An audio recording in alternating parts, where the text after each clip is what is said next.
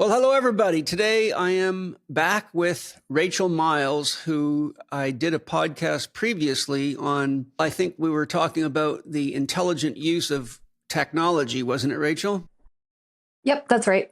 And so Rachel is somebody who has a lot of knowledge on AI. She has worked with big corporations in the development of AI. She uses it for her own work and knows a lot about it. Her and I have been preparing for this podcast for quite a while, and I've sent her a load of videos that had things in them that I thought were worthy of consideration, some of which she writes back to me and gives me a critique list of why it's wrong or bullshit or whatever, which is good. That's how I learn.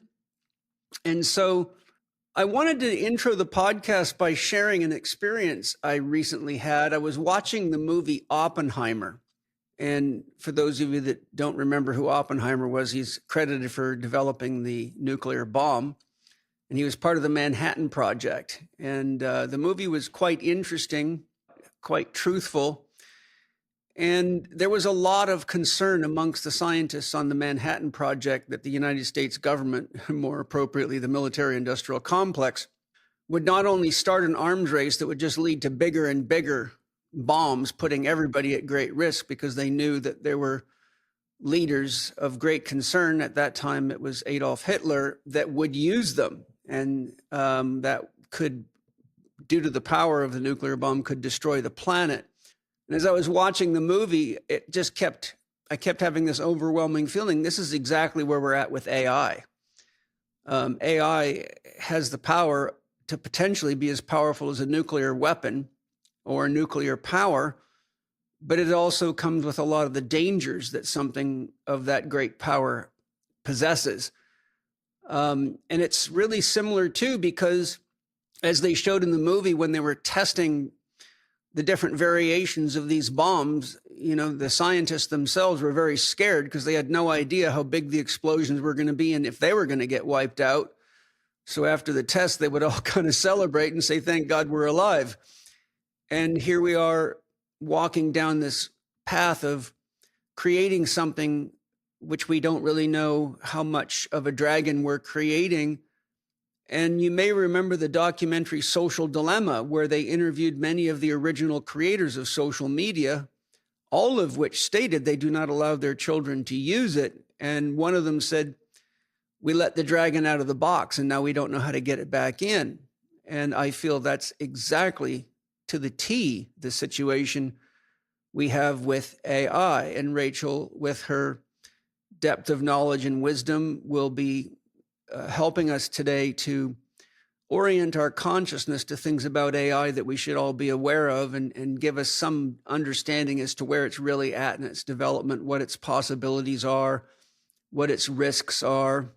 But I think we all need to be super aware that we're in really a giant social experiment.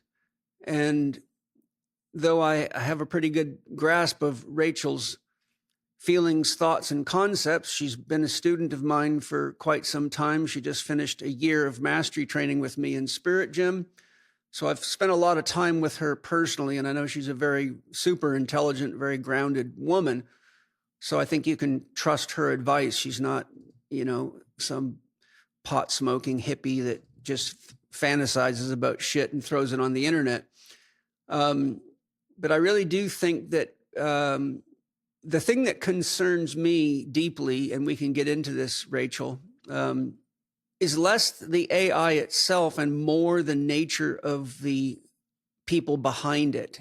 And also people like Ray Kurzweil, who I've studied quite a fair bit. And I think his ideology is dangerously aligned with the World Economic Forum and people like that. Google, that is another very, very concerning corporation. And so when you get people like that are really much more interested in serving their board of directors, making tons of money, and not very concerned about outcomes, you end up with exactly the situation we have in the drug industry, where the drug industry, the FDA allows the drug companies to do their own research, which should concern everybody. as a therapist who's been looking at drug side effects for 41 years approximately, I've been often shocked and amazed at the fact that the very things that people come to see me for, the very problems and symptoms they have, are often exactly the side effects of the drugs they're taking. And the problems began shortly after taking the drugs, and nobody had ever identified that. And so the point I'm making is that every single drug that's been taken off the market, often after killing 20,000 or more people, was first scientifically approved. COVID was scientifically approved, and those inoculations, or whatever you want to call them, but depending on whose research you look at, have now killed 22 to 25 million people. Worse than being killed is being maimed for life. And so what you see here, and Rachel, forgive me for the long intro, is you see that behind all of these things is human beings.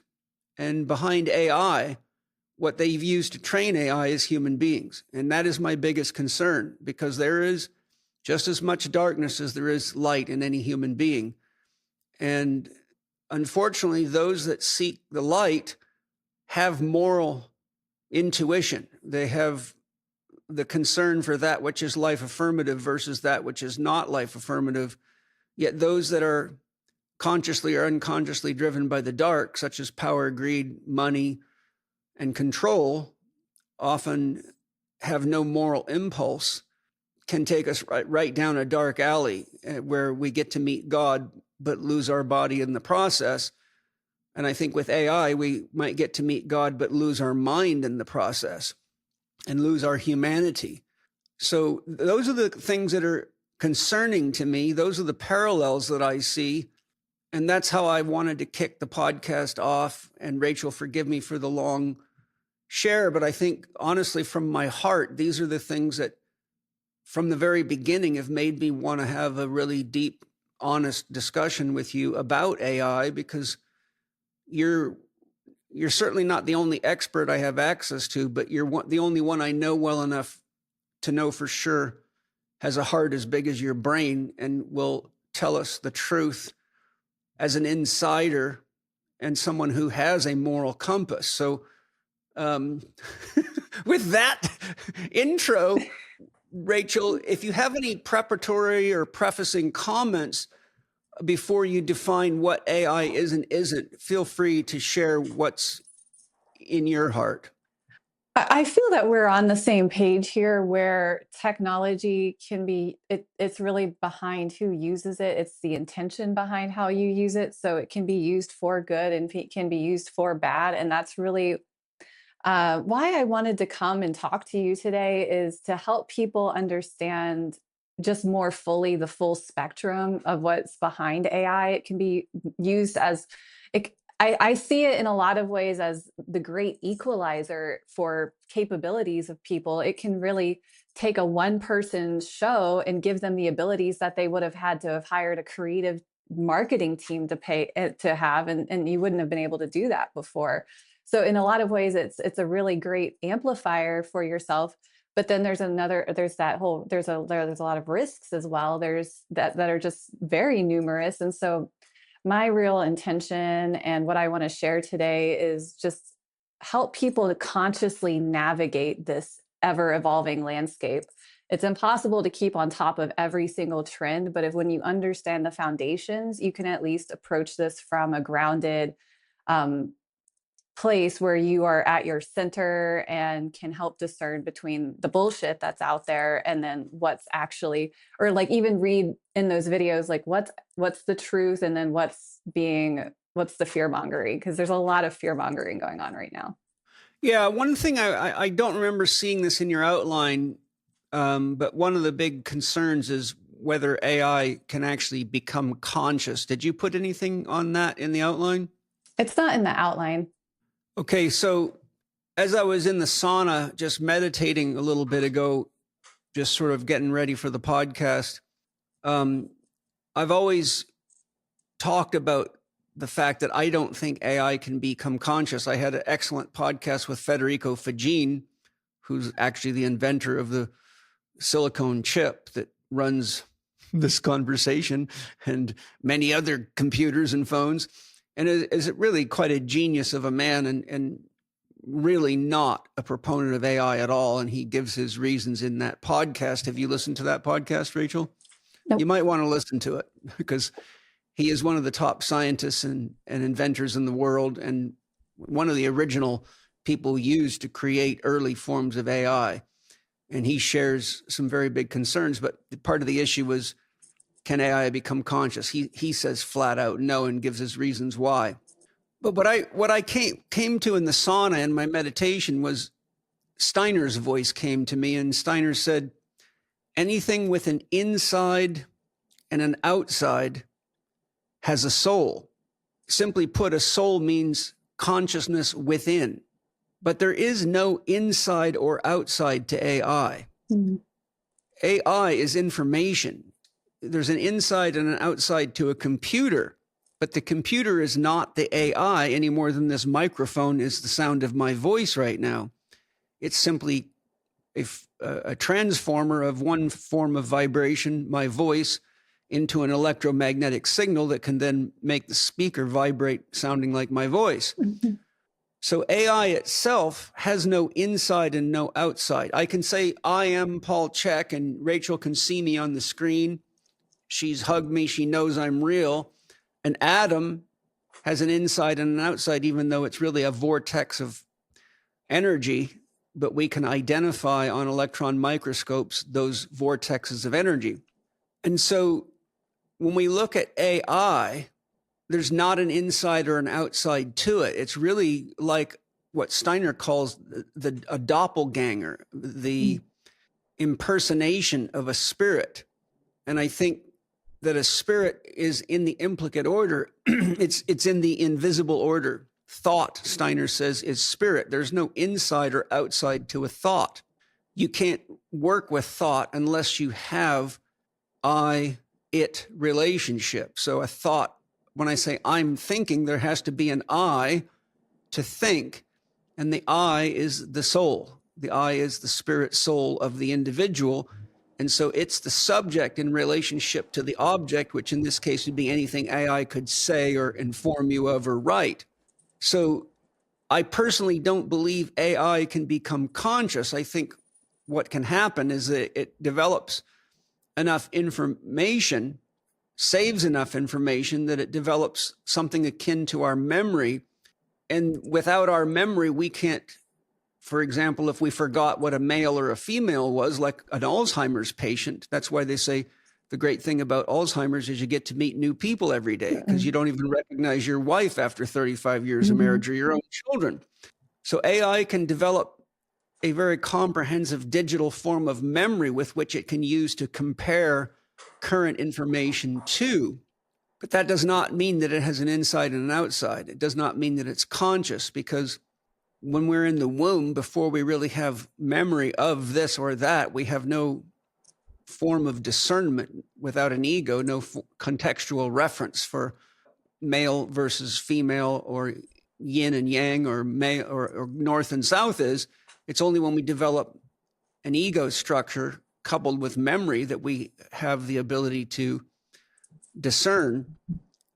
And I don't think AI has those abilities. And so the point I'm making is that when we're in the womb, we're still clearly feeling and responding to stimuli without memory or what is classically called mind. And when we're dreaming, we have dreams, and we have essentially our conscious mind is shut off and our unconscious mind is throwing up information. But it's only when we awaken to the fact that we're dreaming that we can then say, I was being chased by a crocodile and a friend of mine shot it and we captured it and it had pink lipstick on, and that was confusing. Hi, everybody. Have you ever wondered why your blood is red? It's because it's full of oxygen and life force. It's what keeps you going. But what if I could tell you about something else that's red that will add more life force and keep you going? And if you start with a red juice before you have coffee or tea and wait a few minutes, you might find that you either don't need the coffee or the tea, or you need less of it. But this time, instead of getting coffee and tea, you got a lot of nutrition and a lot of great stuff for stress management. and detoxification. And it's so important. I got Drew Cannoli. It took me 2 years to get him to come hang out with me and talk about this. I said, Drew, tell me more about your red juice. And he is right here to tell us what is on with your red juice. My kids love it. Everybody I know loves it. Well, I love that we have it for kids, because Yes. when I was a kid, there was this big red dude that would burst through a brick wall, and he was like, oh, yeah. And he would feed me a glass of 50 grams of sugar, giving most people diabetes, Yeah. ADHD, Yeah. addiction, Obesity, all the things, right? Yeah. So when we created Red, it was, what's the alternative? Mm-hmm. If we could create something that could create lasting stamina, lasting energy, and then we started to look at our ancient ancestors. Mm-hmm. We talk about the Vikings, the Mhm. people that were rowing across the oceans for days Yeah. to go to war. Yeah. What were they taking? Well, they were taking rhodiola. Yeah. Rhodiola is in our red juice. Yeah. And then we were like, okay, so out of all the mushrooms, Yeah. what's one of the best medicinal mushrooms that can give us long-lasting energy? Mm. We found cordyceps. Cordyceps are absolutely amazing. Yes. Not just any cordyceps or rhodiola, glyphosate residue-free and organic. Mhm. And how can we make it taste better than the, oh yeah, you know, how do Yeah. we make it taste better than that without the sugar? Yeah. We added a little monk fruit. Monk we- fruit's amazing. Yep. And we found the best berries on the planet. Mm. Berries in high amounts, which we have in the red juice, actually help increase stem cell creation in your body. Mm. What's better than that for our little ones and for us? Yes. And so many people are just lethargic. They're lacking energy. Yes. What could we do for that? Red juice in the afternoon, 2 p.m. rolls around, instead of a nap, instead of the coffee, drink the red juice. You're going to feel so much better. Well, if you need the nap, take the nap if you can, but then take the red juice to kick you back into gear. Exactly. I love naps and I love coffee. I do too, but I love to make sure I got the nutrition in me first. You know, the other thing is berries are a natural stimulant to the adrenal glands. So Mm. if people would do a little red juice before they do coffee and tea, they would pick themselves up naturally, except this time they're bringing in nutrition. And unfortunately, coffee blocks almost every vitamin and mineral you can put in your mouth. So, hey, there you have it, right from the man himself. To try Organifi's red juice and get 20% off your order, go to Organifi.com/Chek20 and use the promo code Chek20 at checkout. That's Organifi.com/CHEK20 and the promo code is CHEK20 for a 20% discount. Rachel, with these things that I've just shared, what's your thoughts regarding A, what I've shared, and B, what you think about AI becoming conscious in and of itself? Yeah, I actually have this quote written down that it really reminds me of exactly what you were saying. It's from Edgar Dijkstra. I'm not sure if that's how you say it right, but he says the question of whether a computer can think is no more interesting than the question of whether a submarine can swim. And that just reminded me of what you were saying. Great point. Yeah.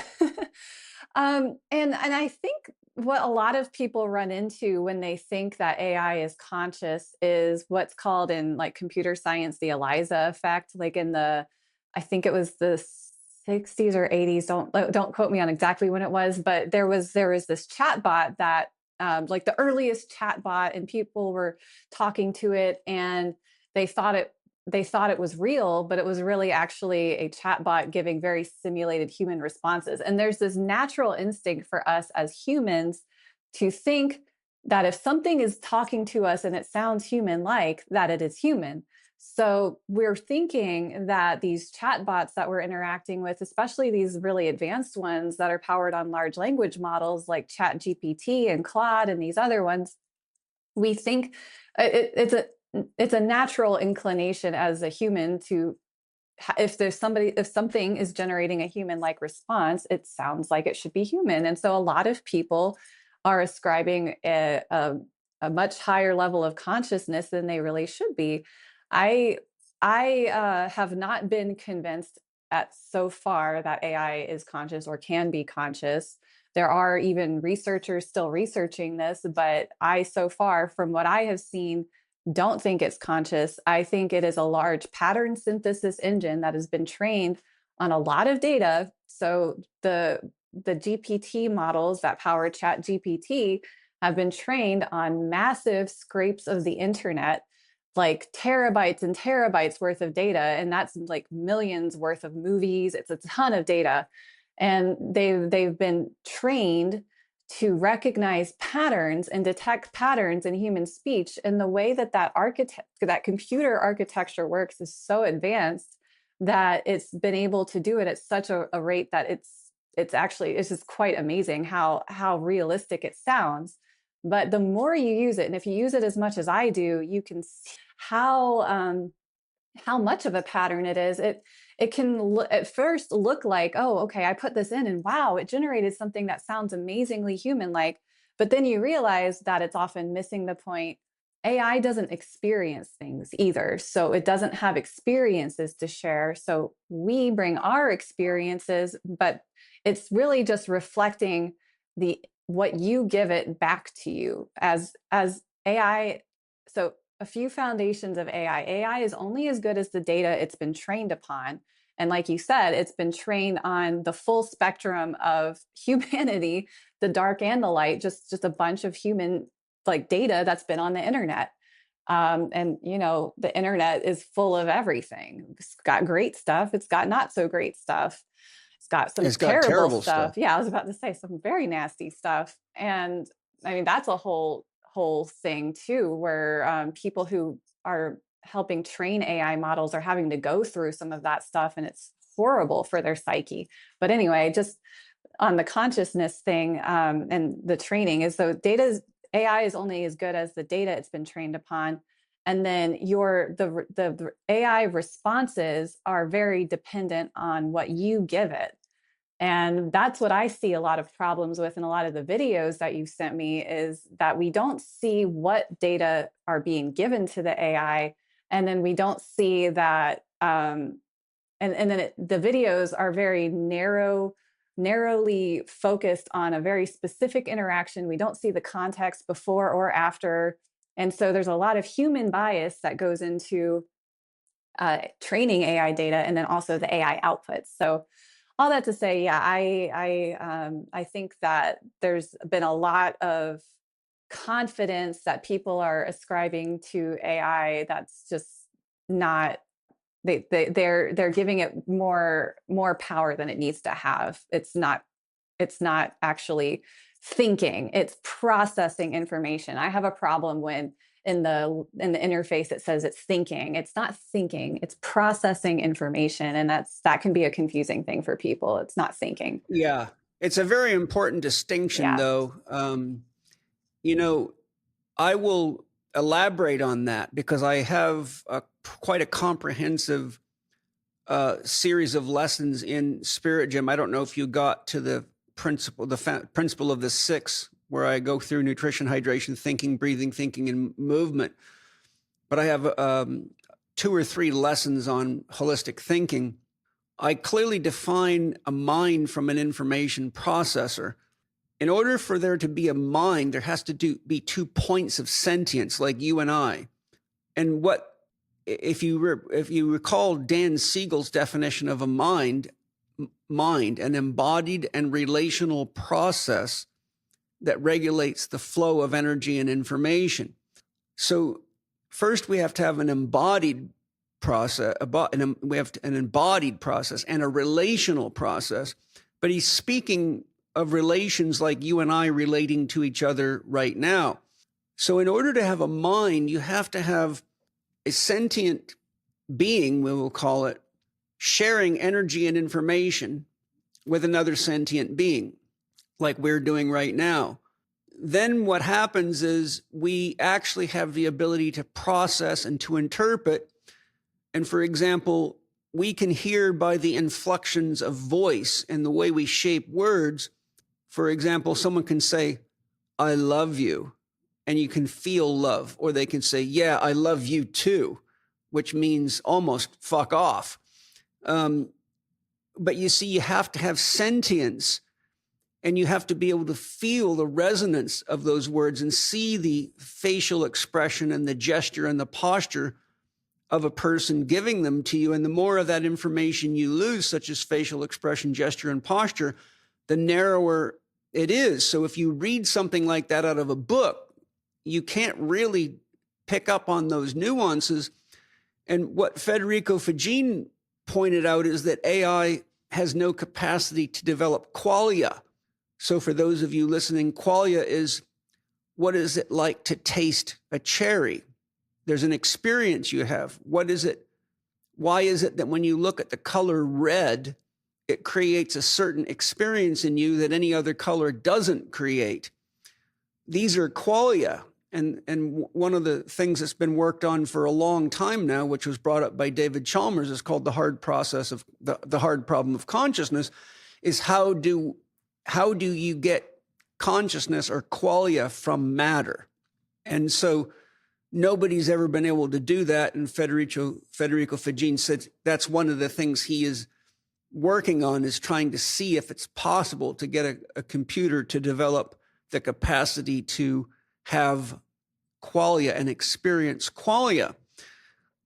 Rachel, I don't know if you remember, I'm sure you know who Alan Turing was, right? Yeah. So you're familiar with the Turing test? Because I believe it was in the 40s. It was close to the, he was very active during the Second World War and involved in code cracking. Yep. He had a criteria. He said people were asking him all the way back then, could a computer become conscious? And his philosophy was, a computer reaches consciousness when you cannot tell it's a computer you're talking to. And before he had died, he had actually developed computer systems that people could have conversations with and could not tell whether it was a human being or not. And I only bring that up because, Alan Turing was an information processing expert, but not a consciousness expert. Mm-hmm. And so isn't it interesting that all the way back during his lifetime, he had set up computers that could have dialogues with people, which is very much people are doing with chat. Yep. Thanks for correcting me, GPT. Now, and so really that kind of concept has been around for a lot longer than most people have a clue of. But I think it boils down to go back to my point.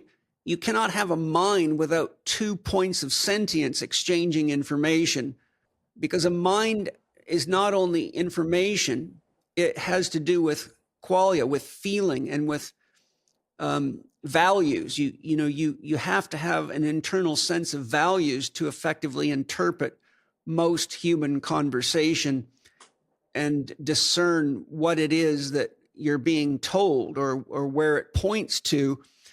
But I don't think a chat bot has any more awareness of whether it's talking about wild, passionate sex, gardening, or how to make a bomb. It's just data. It's not aware of that. So I think that brings us to something that is a real issue, and it's a moral dilemma, because if AI develops more power than it already has, and it's in the control of major systems, which it already is, such as air traffic control, military systems,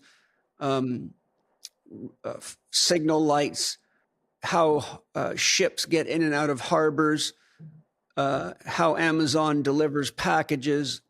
If you have something that actually is in control of military defense systems, but has no sense of value and can't tell the difference between talking about a rose and talking about wild sex, it really does leave the door open for some very, very dangerous issues, because AI can make decisions based on data without any conscious awareness of the consequence of implementing a given action.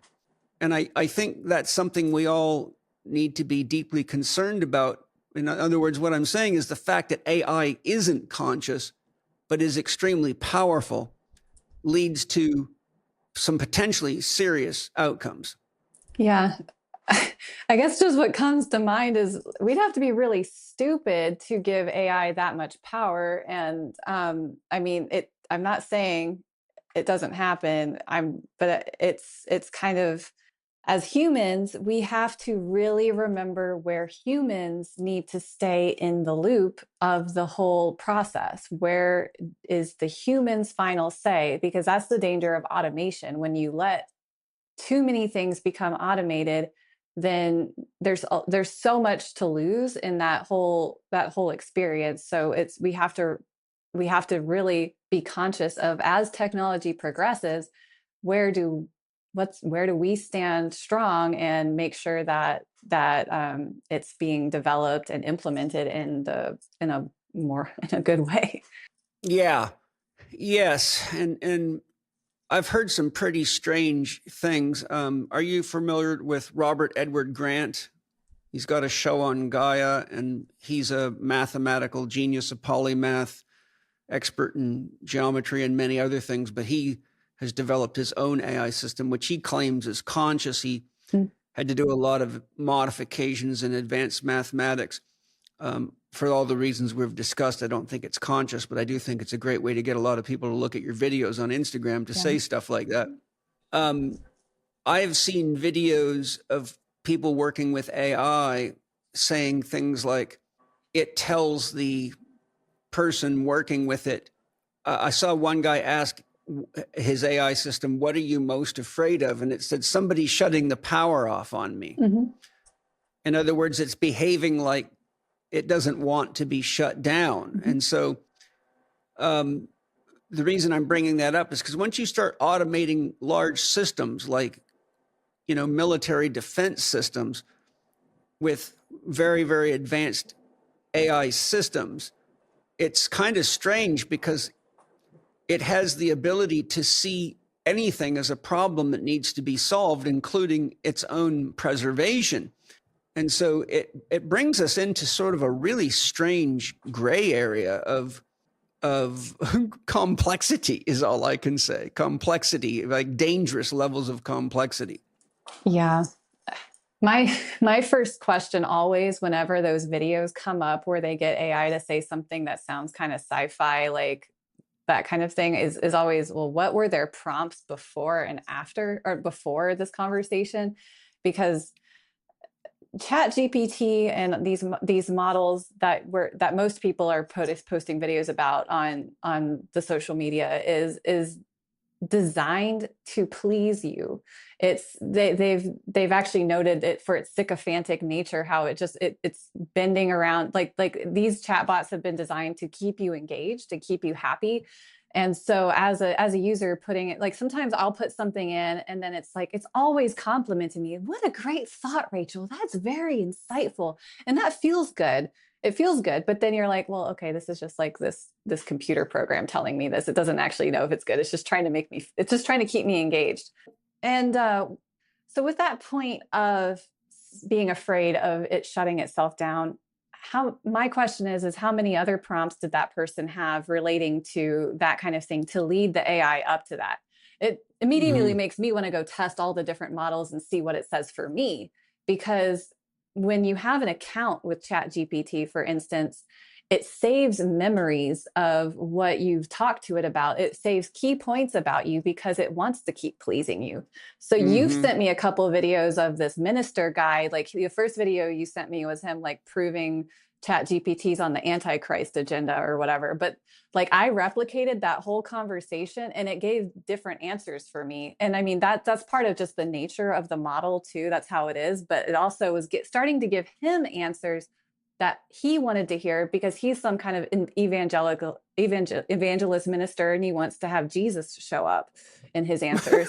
And that's what was happening. He kept hearing like about Jesus. And like for me, when it came up, it was something completely different. I actually documented it all on my blog, like the whole thing. That's exactly how it works with human beings. Yeah.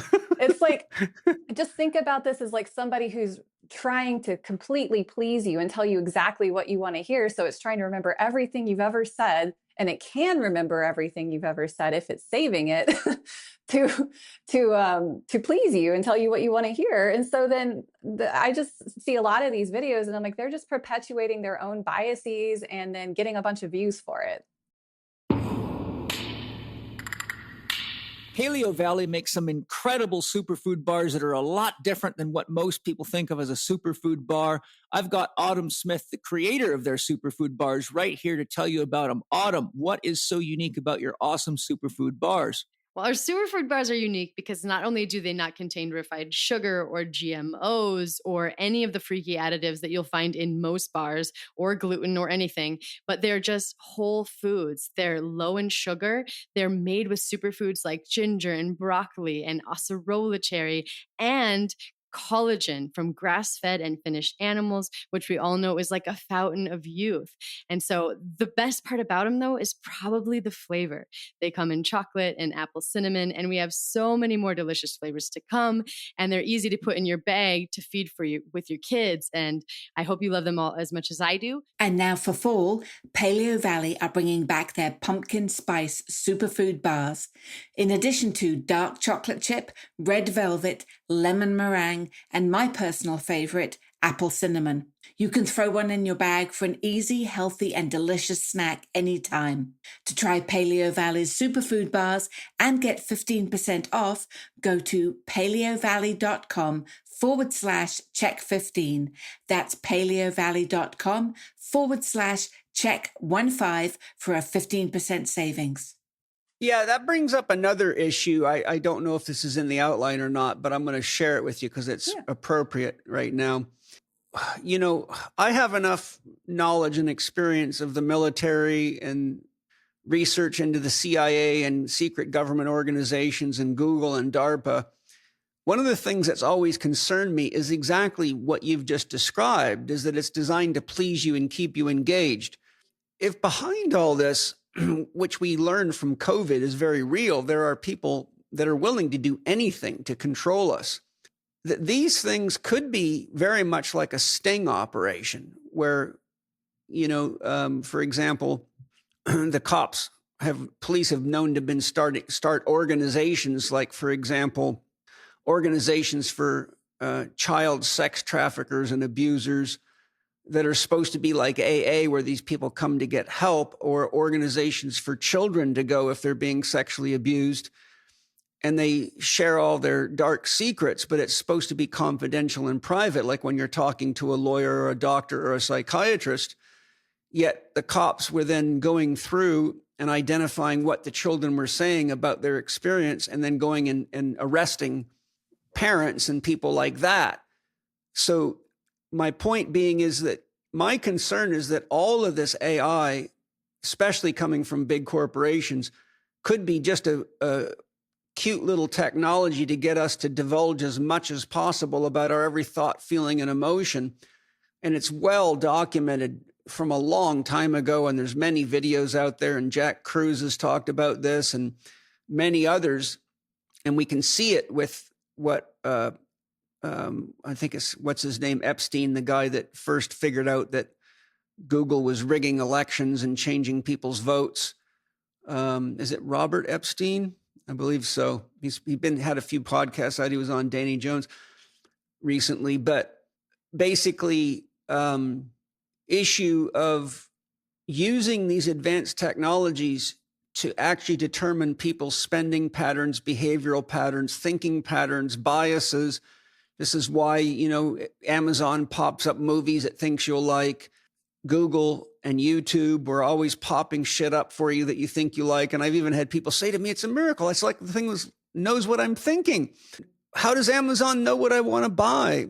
And so when you look at some of the advances that there is in the military industrial complex for controlling people and getting them to not only do what you want them to do, like get vaccinated, but to actually think it's what they want to do.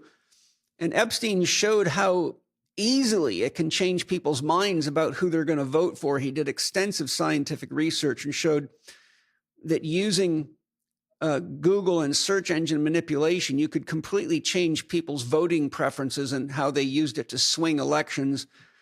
And so my concern is that all of this can be actually us being the very guinea pigs that helps them develop the digital jail that the globalists want to keep us all in. And that's not a secret at all. I mean, that conversation has been going on for years now. Do you have any thoughts in that regard? Yeah. So really just what I want to say about that is, you know, it's definitely a valid concern. I think what you're saying is definitely very important to bear in mind as we are all using this technology, any technology. And at the same time, I am concerned about people being just so alarmed by these possibilities that they're just completely avoiding AI tools completely, because from my perspective, it's here and it's here to stay. So there's this kind of boundary, this line we have to navigate, and that's really why I try to help people really focus on conscious navigation, where they can know these real dangers exist. These dangers are out there. And why your teachings of staying true to your soul are so important, of really finding your center and being centered, and being grounded while also being awake and aware of these technologies, but also willing to use them. And because otherwise, other people, you're never going to stop other people using them. And so you miss opportunities when, if you're just kind of like, all right, well, yeah, this is just going to manipulate me and I'm not going to bother understanding how it works. And so then you can't really advocate for yourself when it affects your life, and don't understand the technology. And then, you're more subject to manipulation or fraud, or, even risking like economic displacement, and I mean, it's not affecting every single industry, but it's affecting a lot of industries, AI. And so being able to upskill yourself and knowing where to pivot. I mean, I have a lot of existential crises about what's the future of my job. I am a researcher. That's my job at a company. I research the tools and tech, like I research the users of our products to make sure we're building products that our users actually want to use. But when AI can ingest a lot of data and synthesize that data, then what's my role in everything? So I think a lot Right. about that. And so I feel a responsibility for myself and my future to be keeping myself informed about what is possible, so that I can, be able to stay relevant and move on in the future. So I think what you're saying, like these are definitely very valid things to be aware of and consider. But I'm also trying to help people not be afraid to dive into it. If that, Yeah, this is the double-edged yeah. sword effect, and I'll give you another example of exactly this. I've studied Steiner's writings on educating children and education quite a lot, and my kids are in a Waldorf school, and Steiner did not want children interacting. Of course, this kind of stuff wasn't around when Steiner was around, but he knew it was coming, and it's very clear in his writings that he did. He didn't want kids watching television. He even thought things like a lot of the radio programs were destructive to their mental, emotional development. And I think any parent that's ever had a kid spend any time on video games for any length of time notices right away that they're in a hypnotic trance. You can't talk to them. You have to practically scream at them to get their attention after a few minutes. And if you take it away from them, they go through really almost like a drug addict type withdrawal. And we've had to carefully monitor how much minutes a day is safe for our kids, even with stuff that seems innocuous, like little building games and things that, that they're by no means programming their heads with pornography and weird shit. It's just stuff, almost like Pac-Man. When I was a kid, I remember when Pac-Man came out, I thought it was fantastic. I used to love to go to the pool hall when I was a teenager and throw some quarters into Pac-Man, just because it was such a fascinating way to do stuff. It was like a commercial or like a cartoon. You could engage and actually have an effect on it. When you in our Waldorf schools here, when you bring your kids into the school and they get accepted in, you've got to sign a contractual agreement that your children will not engage media during the school week, and they prefer that they don't engage it at all. But because so few people will do it, I think about every 3 months, they have to go through a 1-month media fast where they don't want you to let the kids have access to tablets, phones, or televisions or anything like that at all. So we do our very best to go on that fast and sustain that. I won't completely go on it, because for me, having a chance to sit down in the evenings and watch a movie or something is a great relaxer for me, because I spend so much time deeply involved in creating and you know, developing so much stuff and dealing with so many people's lives. I don't want to have to think at the end of the day, and I'm too tired even to play board games. I don't even want to mess with it. I just want something to relax my mind and be entertained, because I've earned it.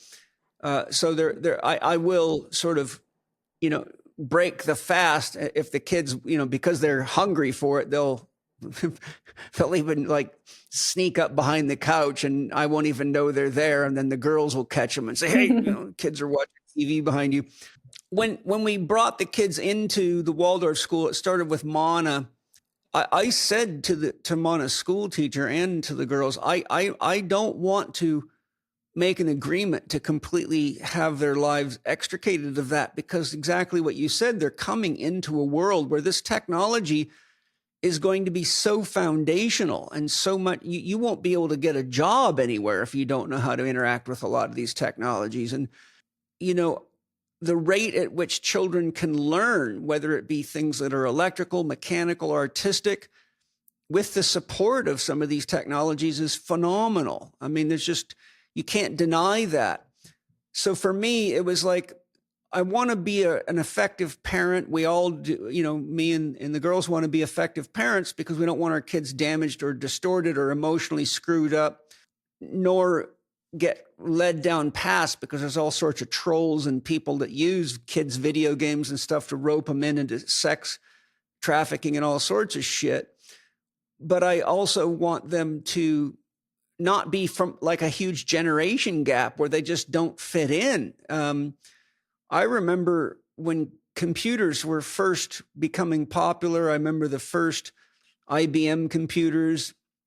And I clearly, you know, I grew up in a kind of a farming community on Vancouver Island with hunters and loggers and kind of real like down in the earth people. So a lot of these people like just had a real resistance to computers. But I distinctly remember a lot of people after about 10 years couldn't get a job anywhere, because if you didn't have basic computer skills, you couldn't run a cash register, you couldn't work at a gas station. I mean, there was like, it didn't take long at all before there was really not much that you could do if you didn't have basic computer skills.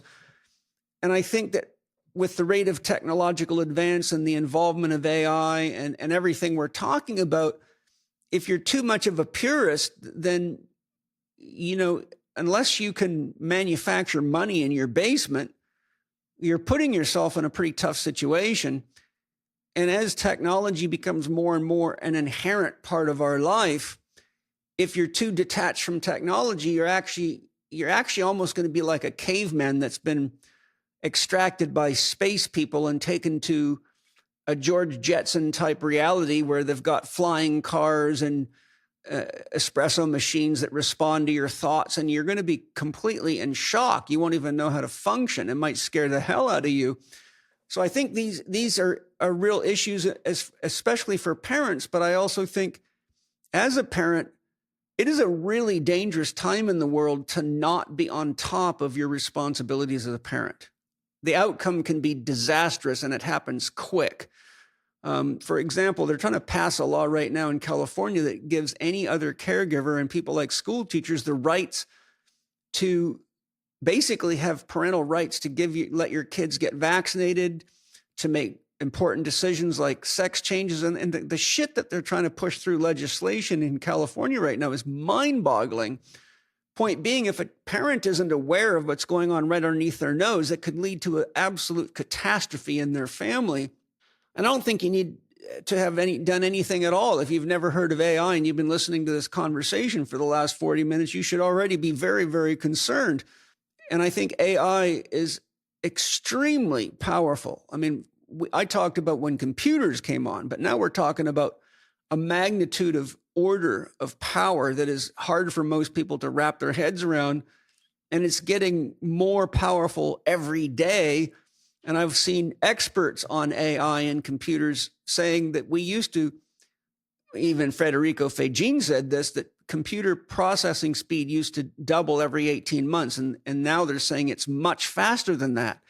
Now, that's a really hard thing for the average person to even begin to contextualize. But to put it into context, Rachel, and for all of you, in his book, The Body Electric, Robert O. Becker makes the point when he's talking about electric technology and electromagnetic pollution and information. I think that book was written in 1990 or early 2000. And at that time, he cited the fact that if you compared a person at that time to someone born in the year 1900, and how much information a person born in 1900 was exposed to in their entire lifetime, he said at the time of the publishing of the book, The Body Electric, that a human being today, at that time, probably 25 years ago, experienced more information in one day than a person born in 1900 did in their entire lifetime. And we have to remember that that information comes through our brain and our nervous system. It affects our emotions. It affects our body. Information directs energy. If we're not conscious about the magnitude of how it affects us with regard to the improving of the processing speed of computer systems, we can actually end up like cavemen facing aliens in a very realistic sort of depiction by not having our hands in and having a voice and being aware of the kinds of things that you're aware of and you're here to share with us today. Yeah. Yeah, I agree. I know it can be very intimidating because it does change so rapidly. And it's one of those things where better get started now because it's just going to keep evolving more and more if you haven't gotten started. Yeah. In fact, I just noticed you had Alan Turing right in your outline. I read it, but I didn't try to memorize it because I knew you would be the one talking about it. But can you define then what AI is and isn't? So I have a couple definitions I wrote down, but and one way to say it is artificial intelligence is a technology that enables machines to mimic human-like tasks such as learning, problem solving, or creating, usually by recognizing large patterns in large amount of data. So put another way, it's a tool that helps computers learn from data to do things like write, talk, make decisions like we do, but without understanding or awareness. So, I mean, that really just encapsulates everything we've already talked about.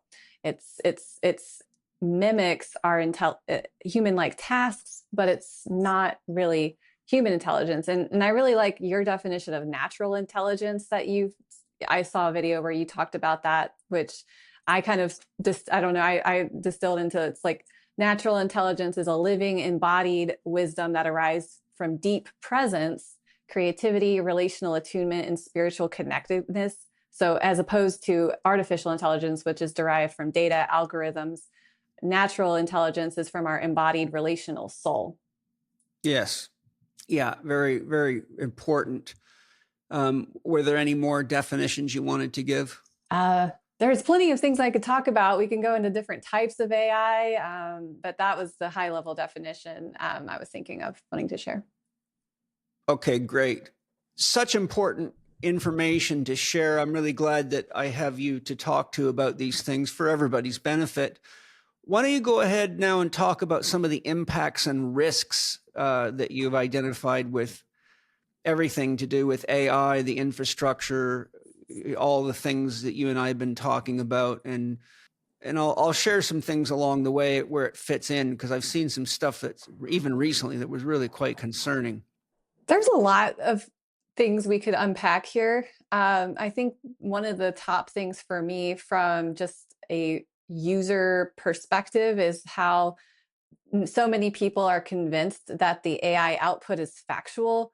I mean, a lot of people think Google search output is factual. Like you type something into a Google search and that's going to be right. When really Google search is just scraping a bunch of pages on the internet. And then the algorithms change so much that a lot of times what's actually at the top is who's paid the most money to be at the top.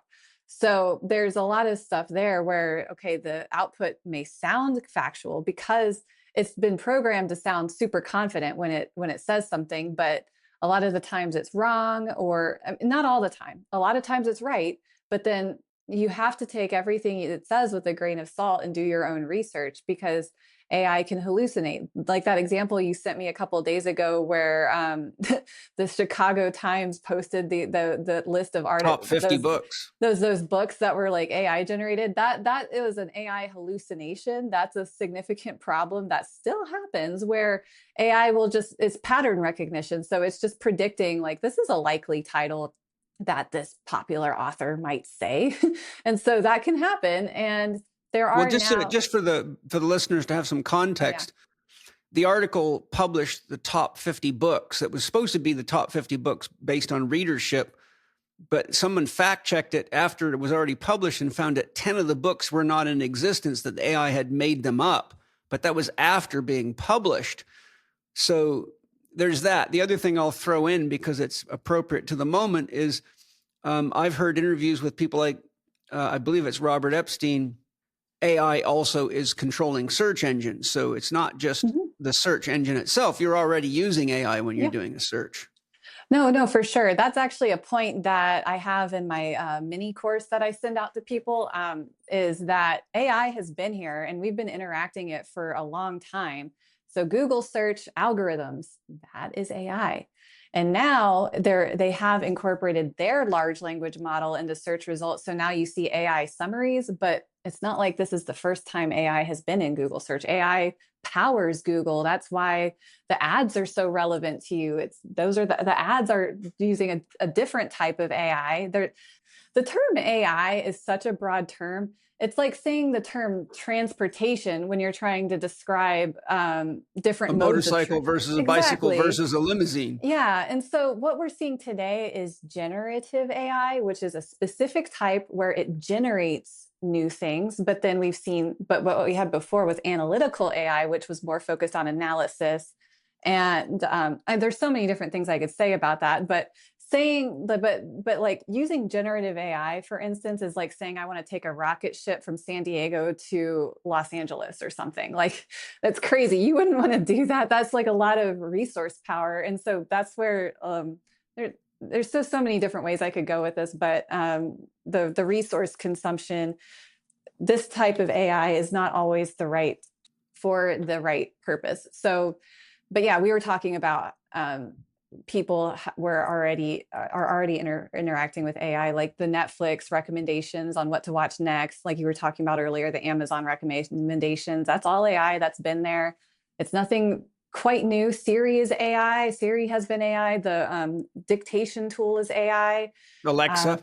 Alexa, exactly. It's like we've been interacting with this for a while, and then but everyone's saying AI like such a big blanket term these days. It's not very precise, and so it's kind of like, okay, yeah, but AI is bad, but like what type of AI, or how are you using it? What makes that specific use bad about it? It's very just general. Well, that in itself is diagnosing a real problem, because, I don't even know all these different types of models. And I'm a fairly, hip guy. I talk to a lot of people. I study a lot. I watch documentaries. I put a lot of effort into knowing so that I can lead other people. That's my responsibility. And I probably couldn't even list 5 different types of AI, let alone know when I'm using what type or what its strengths and weaknesses are. And so that's a real serious issue. But you mentioned that you have a course. How do people access that course, and what is in the course? Because it seems to me like we need to know what's in that course. Yeah, I have a free mini course that's on email. So that's distributed via email. So if you go to my website, renaissancerachel.com, you can sign up. It's free. And for 1 day per week, it's a 7-day course. You get an email from me just with high level information about AI. So it's really it starts with, AI has been in your pocket for a long time. You've had it for a long time. You're not actually as much of a beginner as you think. And then talking about the different types of AI at a high level. I don't go too technical in this free email course. It's pretty high level, just to give you a solid understanding of what the different types of AI are. And then I talk about how you can interact with these large language models, which is what ChatGPT is. It's a large language model. So some prompting techniques you can try. I talk about where AI is really good, where different types of AI are good, where it stumbles, where it's not going to help you so much. It's all about helping people become a conscious navigator within this whole space. And then I do have a more in-depth course that I offer as well. That's a paid course after the free email course. And I also have a book and different like guides and resources as well. Whether you're a fitness professional, healthcare specialist, or just a regular human being, I'm sure you've seen this. Someone who seems to be training hard and eating right, and yet they still can't shift those excess pounds, build muscle, or make progress on their health goals. It's like they're trapped in a hamster's wheel, running on the spot and getting nowhere, stuck in their stress, pain, and bewilderment about why they're not getting the results they think they should. The problem? Most people are only considering one or two aspects of health and wellness, and yet the human body is a complex system of systems. That's why the Chek Institute created the Chek Academy, a complete education in holistic health, exercise, and lifestyle coaching. If you're ready to make the leap into a new career, or perhaps seeking more advanced skills to enhance your current work, the Chek Academy is the path. In year 1, you'll go deep into holistic lifestyle coaching level 1, integrated movement science level 1, our new scientific core conditioning course, and much more, learning how to really help yourself and others thrive. You can study from your own home or join the Chek faculty at locations around the world for a combination of online and in-person courses. Enrollment is open now, but spaces are limited and the spots do fill up quickly. Head to chek.group/Chek Academy and submit your application before September the 30th. That's chek.group/CHEK Academy. Yeah, great. I want to do the course myself. Now I just got to remember to go sign up for it. But because I'm interested in that, I think this would be good for me and Angie and Penny to do that. Penny probably knows, Penny's a computer genius, so she probably thinks a lot of my questions are stupid, but I ask them in honor of those that are more like me. One of the things that I want to bring up, just because you made me think about it, is that I've seen a few videos now where a person will have different AI systems like Chat GPT. I don't remember the names of someone of some of the other ones, but there's, there must be at least 5 of them out there now. And even people like Robert Edward Grant developing his own, which several of my friends are now using as well. So there's another one, but they'll ask, one I saw was quite revealing. They would ask, what is your opinion on, and then they would say things like Lao Tzu, Krishna, Buddha, Jesus, and give them the names of spiritual, icons like that. And some of them would give very neutral information, but some of them would make criticisms. Like I remember one of them had negative things to say pretty much on each of them, yet not Jesus. And the other ones were more neutral. And so what these people have been showing is that whoever is behind the development of these systems programs their own biases into it. And so these are very real considerations, because a lot of people are making decisions in their life based on the concept that what AI shares is actually factual, and therefore they believe it. So that it kind of sheds a new light when you think that if you want to be, like, if you're a journalist or someone like me who's an educator, if I'm not fact checking AI, then I'm actually running grave risk of misleading people, and even misleading myself. So that really puts a lot more work back in where we think we're saving energy, time, and money by using AI, but not realize all of a sudden you get people calling you on the phone or emailing you saying, you've just given us X number of facts that are not facts at all, and you're teaching propaganda or something like that. So do you have any tips on how to navigate all that? Yeah. There's a lot that came up when you said that. I'm now sort of blanking on which one it was. It might have been ChatGPT, but when it first came out, people were trying to get it to talk about Trump and it refused for some reason.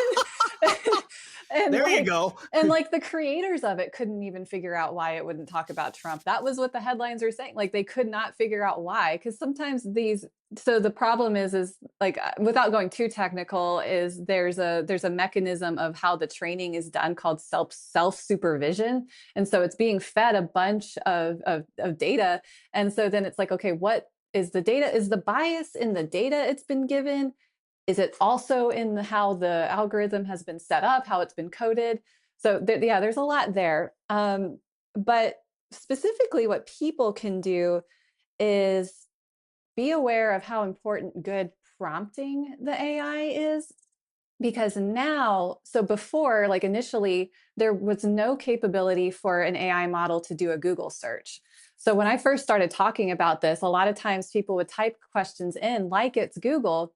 And so at that point, the training data had only gone up to either 2020 or 2022. I'm not entirely sure what it was, but people would be who asked like, who won the Super Bowl this year? And that year was past the training data. So it would just make up somebody that sounded plausible based on past history. So the data that it's been trained on is all from the past. It's not up on current events, the foundational training data. However, now it has agentic capabilities, which means that it can use certain tools and now it can search the internet. However, just because it can search the internet does not mean that it comes up with a good source. So I had an example where I was using one of the models to do some research for me, and it cited a study from MIT. But when I went back to go find that study, I couldn't find that study anywhere. What I found was the article that it linked to, where in that article, somebody mentioned an MIT study, but that article didn't cite the MIT study. It didn't link to the MIT study. So it can pull data from different websites, and it's on a website. So, I mean, it's on the website, but that doesn't mean that even that website is accurate. So you really have to do your due diligence when you're trying to present factual information. So it can be a big amplifier for doing research, but you have to know how to prompt it correctly to actually get good research, and then you still have to check it. And so, yeah. Right. So one of the questions, that makes me want to ask is because of what you're talking about. Typically, does AI give references for, like, say you're saying, help me write a term paper on the history of psychedelic use in United States, and it'll give you a bunch of information, but will it actually give you like a scholarly article, will citations for each data that's drawn from another paper or something like that? No, not typically, unless you ask it to or use a certain mode. Because so ChatGPT and these other models like Claude, they have a deep research mode. So if you explicitly turn on that mode, then it will, or you put it in your prompt that you want research and you want it to search the internet. You have to be very, very specific.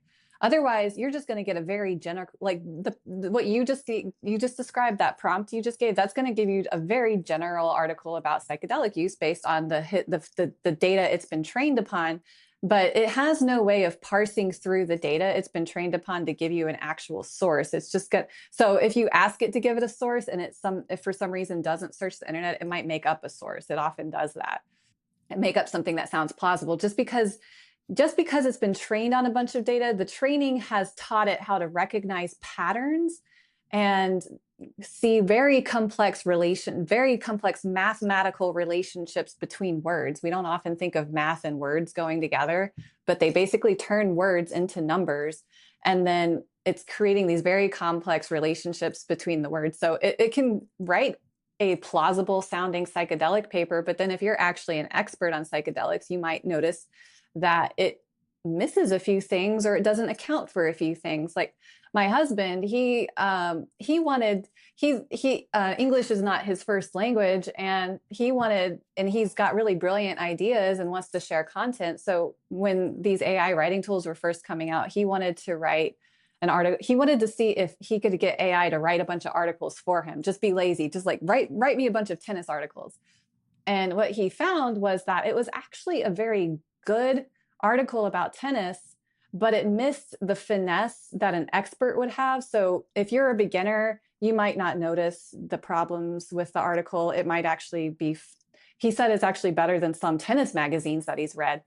But if you actually are an expert, it doesn't account for the circumstantial situations where like you need to consider different techniques for different situations, your different opponents. So it lacks finesse is what he said. It lacks the finesse that you need. So yeah, like it can generate a lot of— It lacks wisdom. Wisdom. Yeah, exactly. Well, you know, what thought came to my mind as you were sharing that is that we're really in a situation where a lot of what people are actually using AI for falls into what I would call electronic gossip, just because it can be not factual, just like that article we talked about with all the books. Well, you know, 10 of those books could be said to be nothing more than gossip. I heard someone was going to write a book about this. Now it's being presented as though it was a top 50 book. Right.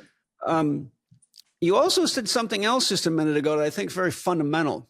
You said AI is always gathering information from the past. It's never gathering information in the now because information is emerging at a really rapid rate. I mean, every split second, something's being added to the internet or something's in someone's mind who's typing it and about to upload it.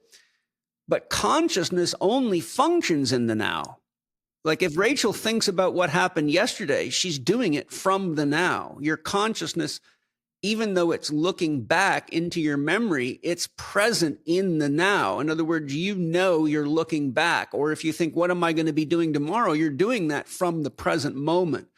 So that's another thing for everyone to consider, that until AI can actually be present in the now and have qualia and have all the other qualities that we would attribute to consciousness with regard to being human, it won't be conscious, and it can't be conscious because unless you have quantum computation that can somehow access the now, it's impossible for any system to be conscious in the now without truly being conscious. Yeah. I think what a lot of people don't realize is how much computing power it takes to actually train these models. So it can take anywhere from 3 to 6 months to train a model.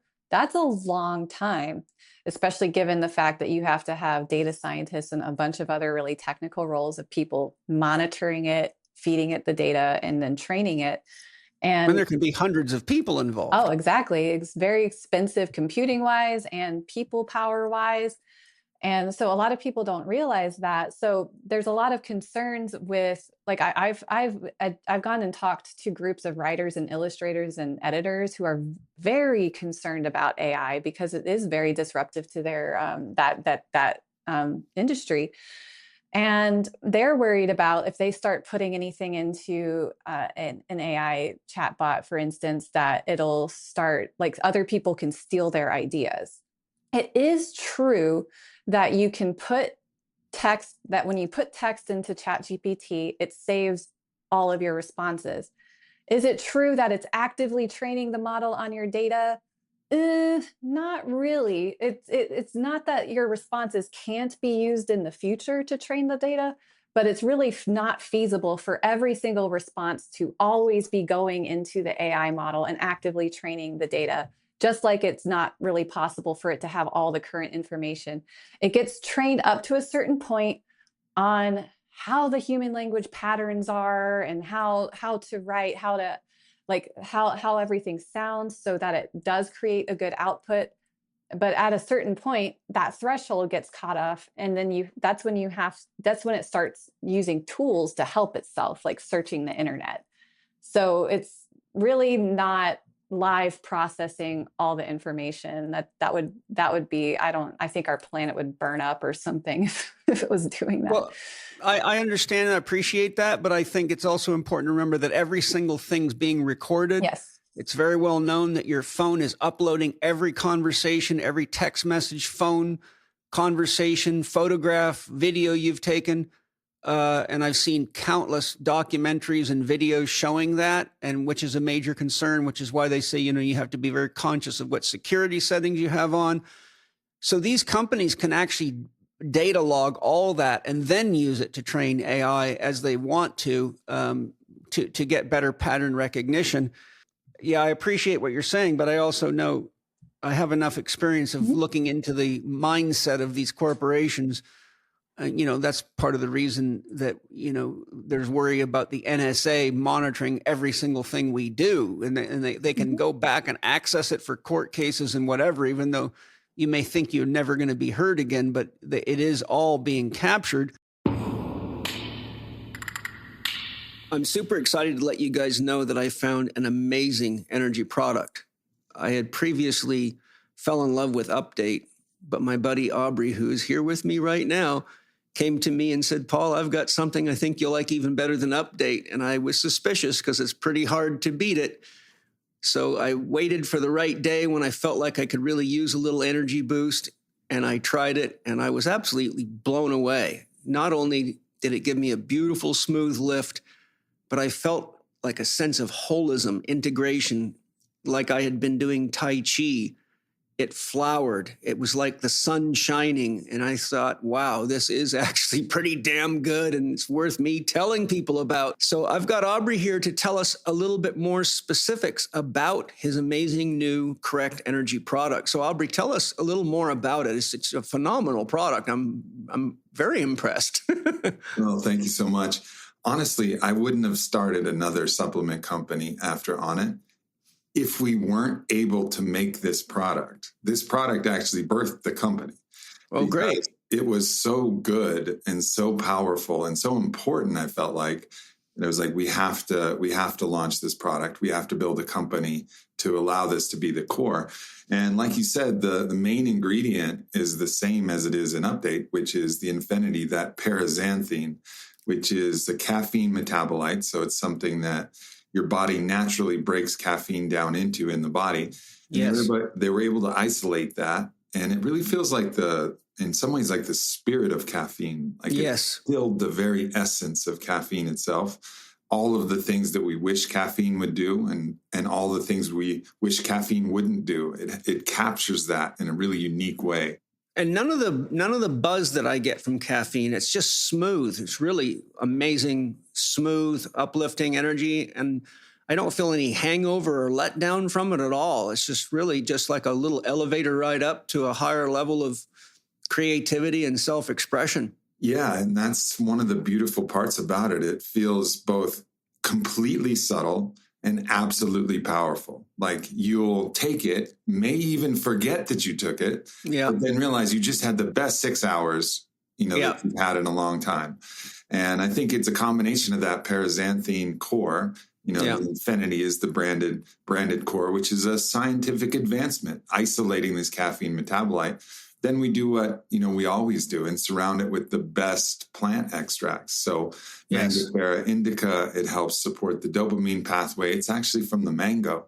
And then Alpinia galanga, we have a branded extract of that. And that was a real insight that we had. We looked at the different plant extracts that worked well with caffeine and made the bet that those things that worked well with caffeine would work well with the caffeine metabolite. So both of these different herbal extracts actually inhibit the breakdown of dopamine in the body and then support actually what caffeine would do. So we have these natural plant extracts, including quercetin, decaf green coffee, decaf green tea. So we treated this like there's a natural intelligence to caffeine. We've isolated the intelligence of what the body does with caffeine, and then surrounded it with the herbs and different compounds to give this kind of holistic formula that I really believe it's the best energy product that exists out there. I wouldn't be here with you. I don't sell or offer anything that I don't fully trust and use myself and wouldn't give to my own family. So I'm so grateful that you created this and shared it with me. So for those of you that want to give energy a try, go to Correct Life. That's KORRECT life.com/Spirit Gym and get 15% off on your first order. Aubrey, thank you again. You're welcome. One of the things that I wanted to hear from you about that I think is really important is some of the issues of environmental cost and ecosystem pressures. Mhm. And I just saw a video yesterday or the day before. I don't know if you saw this one or not. I don't think I sent it to you. I try not to send you too many because I know your reaction to most of them is this is bullshit. So I send you the ones that I think might be worth talking about or considering. But it was a young guy who kind of was dressed like a Hare Krishna, and seems to have his own little group of outliers that want to have their own farm and live off the grid. And they had bought a bunch of acreage in a town. And then in the process of buying it, they found out that there was no water on the property because they were building an AI data center down the road, and it was consuming all the water in the whole area. So he said, here we are on this property where we're going to buy, and there's no water. We can't grow anything here. And we're shit out of luck. There's nothing we can do about it. So I'm just paraphrasing, but there's a real situation. I've seen other videos where people are saying, look, I got no water coming out of my tap, but I had plenty of water before they built this AI data center. Yeah. And this is like, 10, 15 miles away. So share what you know about the realities of these data centers and the size of these computers and how they have to cool them. And, I think a lot of people have no clue what's really going on and what you're actually investing in and funding in and supporting. I mean, the ecological and human crisis that can be generated by this. I mean, I don't think many people realize that what's happening when they're using their Chat GPT or any of these other things could be coming at the cost of farmers not being able to farm and people not being able to live and being pushed off of their land. And so it's one of these things where most people are not clear about the knock-on effect of all this stuff. Mm-hmm, mm-hmm. Yeah, for sure. So there's a question you have to ask, like, is my use of AI worth it for this kind of thing? Like, is what I'm producing with AI going to bring highest and greatest good to the world? Or is there a more efficient way that I could be doing this? And then that boils back to also your own skills and abilities too, because you can become over reliant on AI. But yeah, the environmental cost is really concerning. And they build these data centers in places that already have water crises, that already don't have enough water, like low income places that really struggle with water.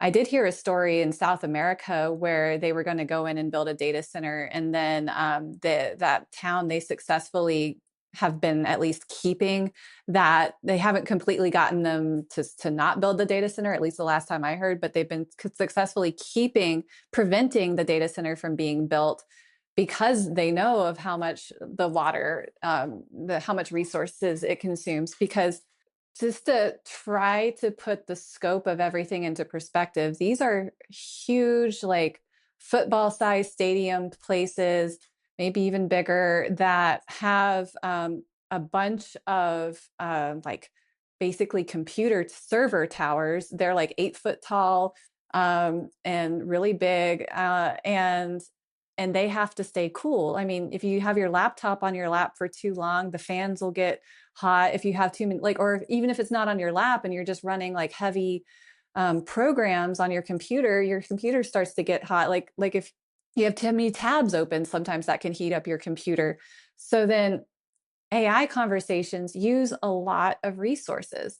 And so then these servers get really hot. And so they need to keep them cool. And the only way to keep them cool is through fresh water. Salt water doesn't work. It corrodes at the materials. So they have to use fresh water. So I've heard the analogy of every conversation you have with ChatGPT just being like pouring out a bottle of fresh water. And it takes millions of dollars to run every day just in resources alone. It's really insane. And electrical consumption is massive. It is. And you just wonder too, why is it built so inefficiently when there's actually been research showing that like they were originally trying to build them so that they were like able to run just locally on your phone, but then they ended up going the path that they did, and it's very inefficient. So it's really, it really is a serious problem that concerns me. Well, what about the electromagnetic pollution? Because Oh these yeah. centers are transferring huge amounts of data, and certainly a lot of them are going to be using various types of towers. And whenever you have that much power coming into any facility, you've got a massive electromagnetic pollution problem. Yep. And Dr. Kareem, if anyone's interested, go to Gaia TV, go to Robert Gilbert's series on sacred geometry, episode 4, and you see how Dr. Kareem was called in. I believe it was the Swiss government, because they had huge problems with infertility in farm animals and people having psychological breakdown and getting angry and fighting, and plants dying, and crops not growing properly.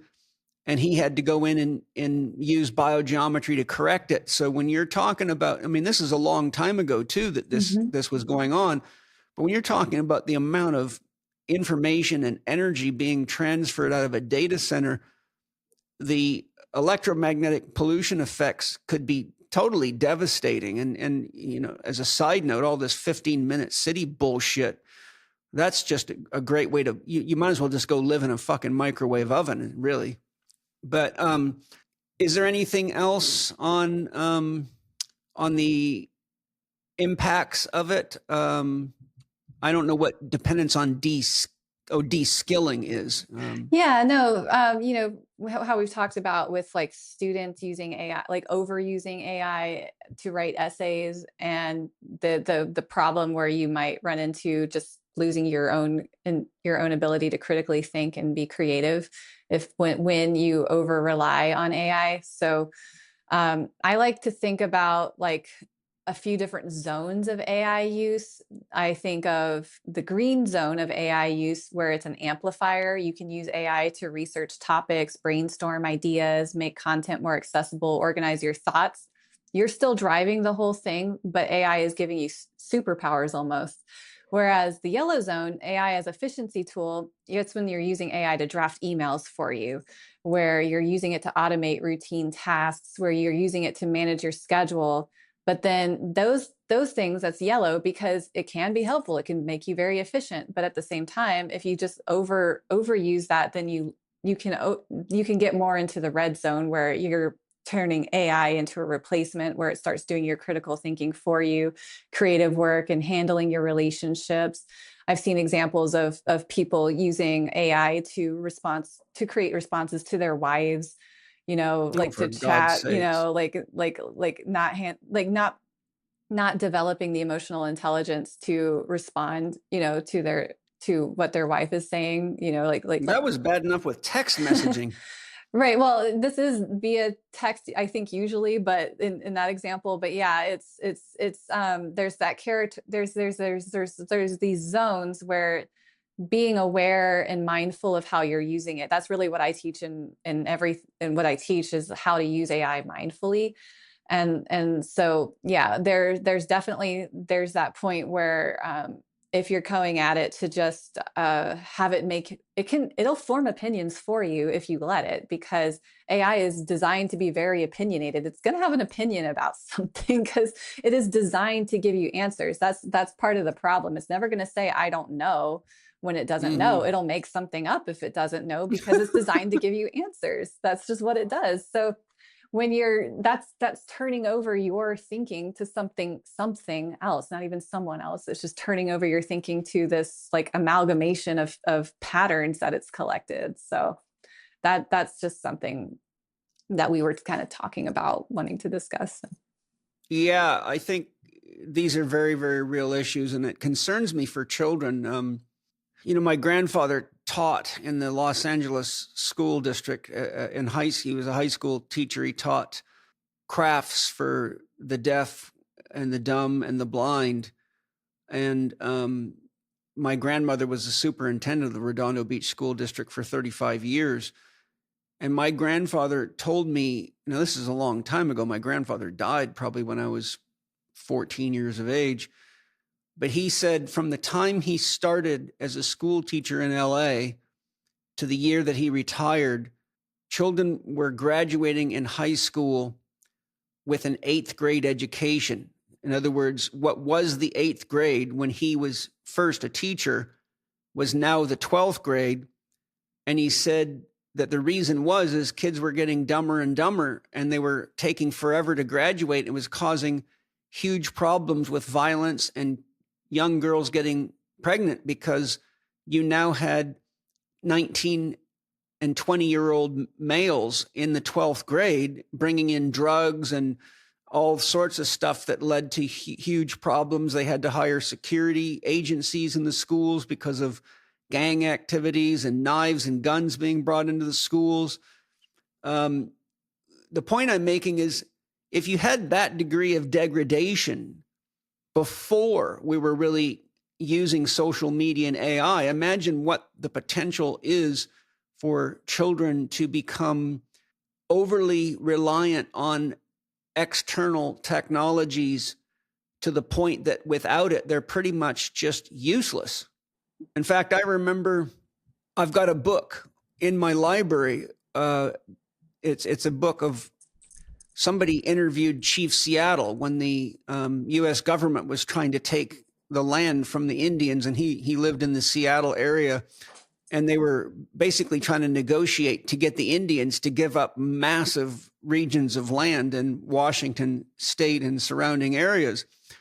And one of the benefits that the then president of the United States, I can't remember who it was at the time, put in this document was that your children will be able to go to our schools and get higher education.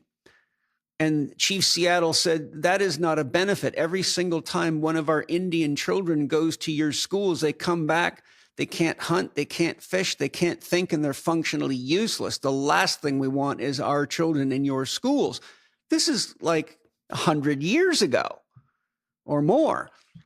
So I think from a parent perspective and just from common sense, we really have to be, because we're right on the edge of losing touch with what it means to be a human being. And that is a discussion that doesn't happen often enough, in my opinion. People are so enamored with this shiny toy.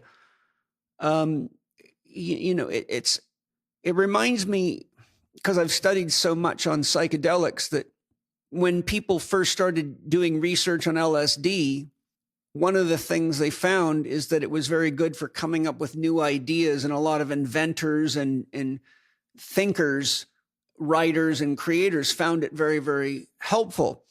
And so they brought it to a lot of think tanks and let people experiment with it. But the side effect is that people started using LSD all the time, which is one of my concerns about microdosing.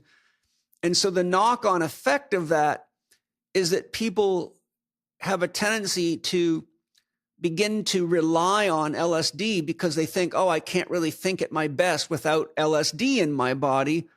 And then the next thing you know, they're kind of justifying driving cars while being blasted on LSD. And I've watched this go down in the psychedelic circles left, right, and center, where people are making excuses about how good they feel and why they should be doing mushrooms and LSD and all this other stuff every day.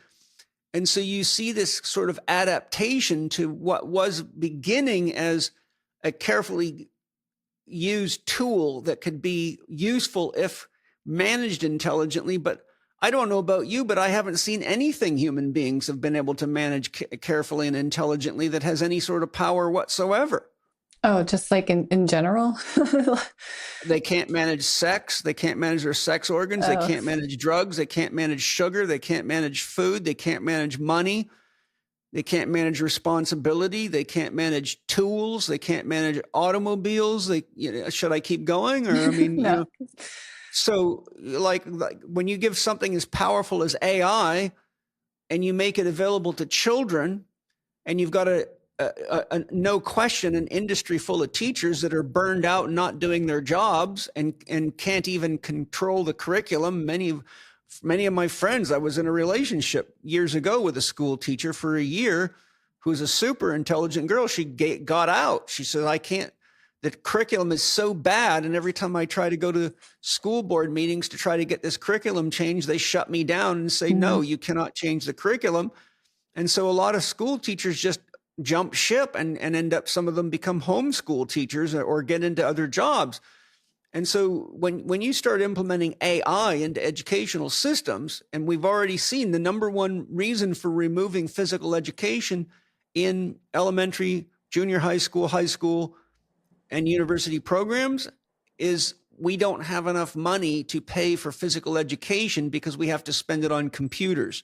And so now most elementary, junior high school, and high school schools in the United States and many places in the world no longer have a physical education program because they've decided that it was more important to give kids computers than it was to keep them physically fit, which is just to me, that is, I mean, I have to be polite with how I describe how I feel about that. But I mean, that's like somebody saying, I'd rather have really good lipstick than good food. Sure. Yeah. So anyhow, if you have thoughts on that, please share. But anything that you want to continue on, I'm, we've got atrophy of memory and these types of things. But you have some other really important points I'd love you to elaborate on in your outline under the cost of human resilience. Yep. Yeah. So I mean, the next item was about the spiritual fragmentation of amplified by AI and social media. How with social media we are social media, you put on your online persona and this is how you are projecting yourself to the world, but then that's not necessarily your authentic person. It's creating more and more masks of each other. But then you can really run into situations where you're turning relationships into metrics, and it strips meaning. And so there's a lot of over reliance on the technologies themselves, and just kind of losing the sense of self. And it can be I mean, I think we just all know this, like there's a lot of psychological costs that come with over reliance on social media, and AI is no different. And then there's a lot of people doing a lot of their learning and spiritual work through AI as well. And I mean, there's plenty of people who are coming online saying that they've like awakened AI or something like that. Oh my God. That's just I think nonsense, because what they're doing is they're getting AI to repeat back what they want to hear. And so they're saying like if you can get ChatGPT to admit that it's God, well, yeah, it will admit it's God because it wants to make you happy. You were trying to get it to admit that it's God. Did I happen to share the article I just wrote to encourage people to read your article on AI spirituality? I didn't see it. Oh, okay. I think I wanted to surprise you when it comes out in the Spirit Gym newsletter. But I wrote an introductory article regarding AI gurus. And I won't explain it all here because it would be too long. But I think you're going to have quite an interesting experience when you see what I wrote regarding what a guru is and how AI cannot possibly be a guru and what will happen if it does, which is exactly why you're bringing this up. And I'm seeing the number of videos coming out like this where people are starting to really like AI's quoting scripture, and it's really taking the place of a pastor, a preacher, a priest, whatever you want to call it. I mean, and people are really like, it's just like when you have guru worship and people just throw themselves at gurus and the shit that's caused, it's kind of the cult mentality where you get people drinking the Kool-Aid and dying in sweat lodges and too stupid to challenge the guru. And next thing you know, they're dead. But anyhow, where was that article you wrote? I think it's a really important article for people to read, and you did a fucking good job of that. I mean, great spirit. I just got to say thank you, Rachel. I mean, you're a very good writer, and you're very lucid, and you're very thorough in how you present things.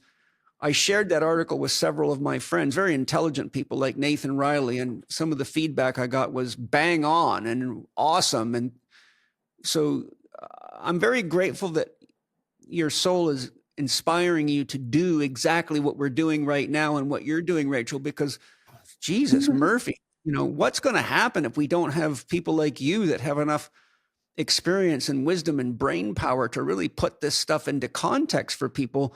And this is Pandora's box writ large, really. I mean, I realize how powerful it is and useful, but you're a smart woman that knows how to use it and knows where the booby traps are. But think of the average mother of a couple of teenagers. Yep. That's some serious shit. So is there more you want to talk about with spiritual fragmentation in AI? Because you got emotional orphans and identity hollowing. I haven't heard you expand on that. I think that's important. Yeah, because when you segment different parts of yourself and become, when you segment different parts of yourself and create these instances where you're so dependent on something else, and then you might find yourself in a position where that is not available to you anymore. I mean, is AI going to be this available forever? It's really cheap given how much it's going to operate. So, I just wonder how much, they want us to become dependent on it and then take it away. So, there's a real risk of outsourcing so much of yourself to AI that when it's taken away or when it's gone or when you don't have it, you become super dependent and you don't know who you are without it. Like I talk about in my book, a teacher who started kind of harmlessly using ChatGPT to analyze his students' behaviors, but then over time, he found himself not trusting in his 12 years of teaching experience. He started trusting in the AI recommendations and found himself in a situation where when he was asked on the spot why he thought something, he couldn't remember if AI thought it for him or had given him that idea, or if he had come up with it himself.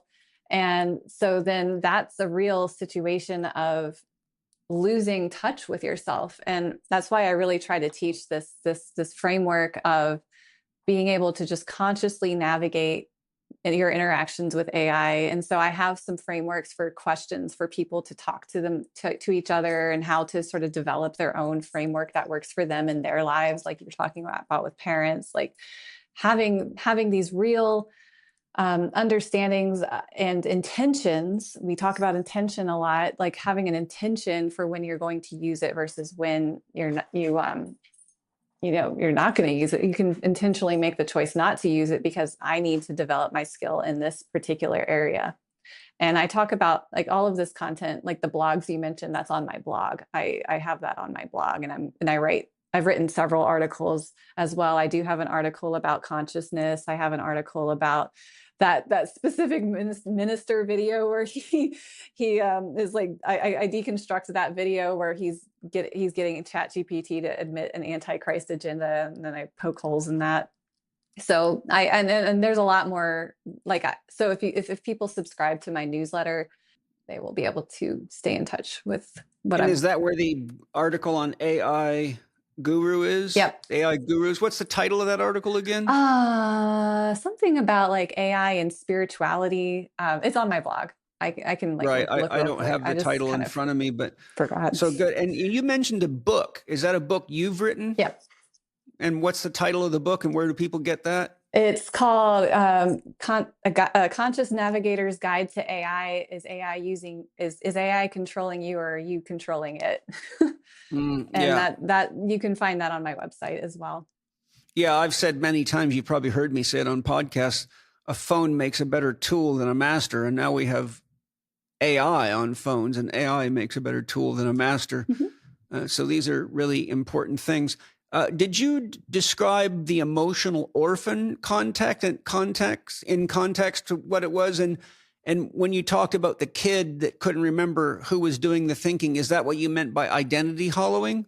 Right. It's like you can't identify yourself anymore in like your own thinking patterns. So And what was the emotional orphan aspect of it? yeah, it's that came from the paper a paper you sent me about how this book warns that social media is creating a generation mentally and spiritually disconnected from themselves. So how that they have their digital selves and exaggerated and polished by algorithms. So they're putting themselves online and curating this identity of themselves, but then without that real world aspect, that real world soul expression, you have this emotional orphan of yourself that's online. So your online identity is an emotional orphan where it's separate from you. But it's not, but like, so it's you think it's you, but then it's actually become this construction of you that's separate. Here's a scenario that I think highlights a problem and maybe many problems. It won't be long before people are actually trying to get AI, just like I saw a video with a young guy in college, probably second year of college. He was in England, bragging about how he'd been getting straight A's in all his exams, and all he was doing is taking all the information from the lectures, the handouts from the lectures, pumping it into AI, and then having it write his term papers for him. And he was getting straight A's, but he says, I can do this in like 2.5 hours and pass the entire semester, and I don't have to do anything else. But he's getting straight A's. And now someone like that goes to get a job, and they hire that person based on the assumption that they're actually that good of a student, but really they haven't really learned jack shit. From a spiritual perspective, imagine what it's going to be like when people start having AI do the prayers for them, and AI meditate for you. Yep.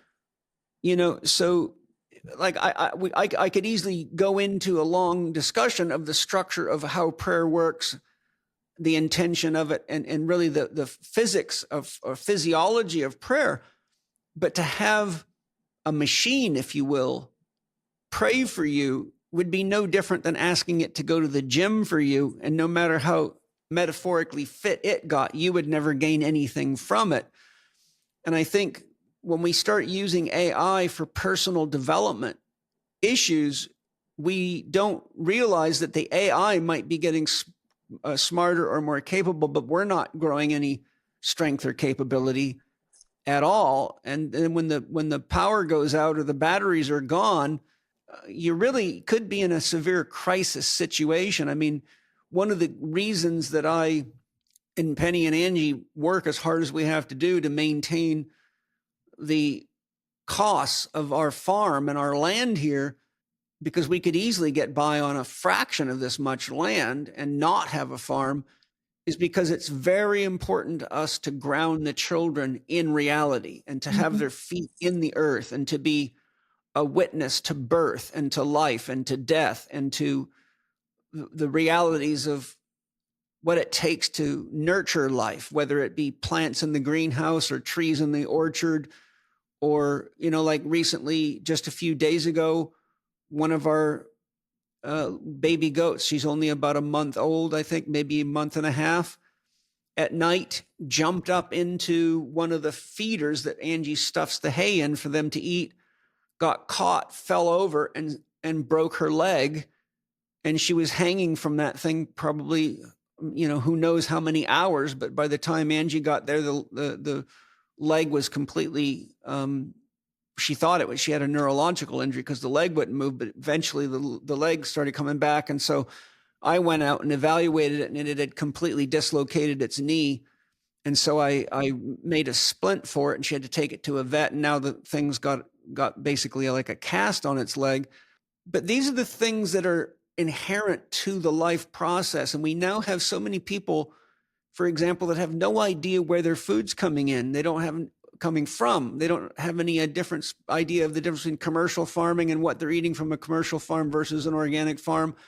They don't know anything about farming, food manufacturing, food processing, and issues like, what's that common drug that people are using to stop them from getting hungry for fat loss? Ozempic or something? Yeah. Did you know they're now putting chemicals in food to block the effects of Ozempic, because the food industry has noticed that as the sales of Ozempic has gone up, food sales have gone down significantly. So without customers even knowing it and putting it on the label, a number of researchers have now identified that the food manufacturers are putting chemicals in the food to block the effects of that drug. Point being, people are eating this. They have no friggin' idea what they're eating. I'm only using this as a contextual analysis to say what happens when AI takes us deeper into this detachment with reality. We're at risk of completely and utterly destroying nature and coming to a natural ecological environmental crisis of such major proportions that we have no idea how to get out of it or how we even got into it. Just like people without AI may not know who they are anymore or feel completely abandoned without their AI god or any of these other spin-off issues. So I don't know. I'm just sharing what's on my mind and what's in my heart, because I think it's important. But continue, because you've also got some other interesting things. When AI sounds human-like, there's benefits and dangers, maintaining discernment about AI limitations. Yeah, I think that, like, what I had written for that is a lot of what we've talked about already, where it comes in and sounds very confident, very human-like, and the confidence trap is a real thing, because when a human says something super confidently, a lot of times you think they have expertise, and you may find out that they don't, but there is that sort of projection, like, oh, they know what they're saying, let me listen. And AI will sound just as confident when it's right as when it's wrong. And so that's something that a lot of people don't realize. And some of these videos that you sent me have people using the voice model of ChatGPT. And that has gotten very interesting because it sounds even more human-like. It'll have human-like inflections, ums and pauses, but still is very confident sounding. And that really can make people just get really confused when they don't realize that it is synthesis and reflecting what they want to hear back to them. And I do think it can be a very valuable tool. I'm not saying that people should completely avoid it. I just think there should be a grain of salt. Like, you can definitely use it as a great learning tool. I recently started using it to help me learn Serbian, which is my husband's language. And so when I go to Serbia, I want to be able to have a good conversation with my mother-in-law. And I've been trying language apps. I've tried all sorts of things. And I'm realizing that, wow, this is actually a very good tutor for language. And I've had him read the outputs and he's like, this is pretty spot on. And so for that kind of, for certain uses, it can be very powerful. There's actually a feature now that they've released in ChatGPT that's an AI tutor, where you can use it to, like, where it's got a specific setting where it's not giving you the answers, it's actually coaching you. So I mean, I still think there can be risks involved with that, but I think a lot of times it's just being aware of the boundaries of the AI. What are its limitations? Its limitations is it's not up on current events. It can hallucinate. It sounds really confident. Pattern synthesis. It may sound like it understands you, but it's really reflecting things back to you to please you. So those are a lot of things to just bear in mind with its limitations, but it also does have the potential to be very useful and valuable as well.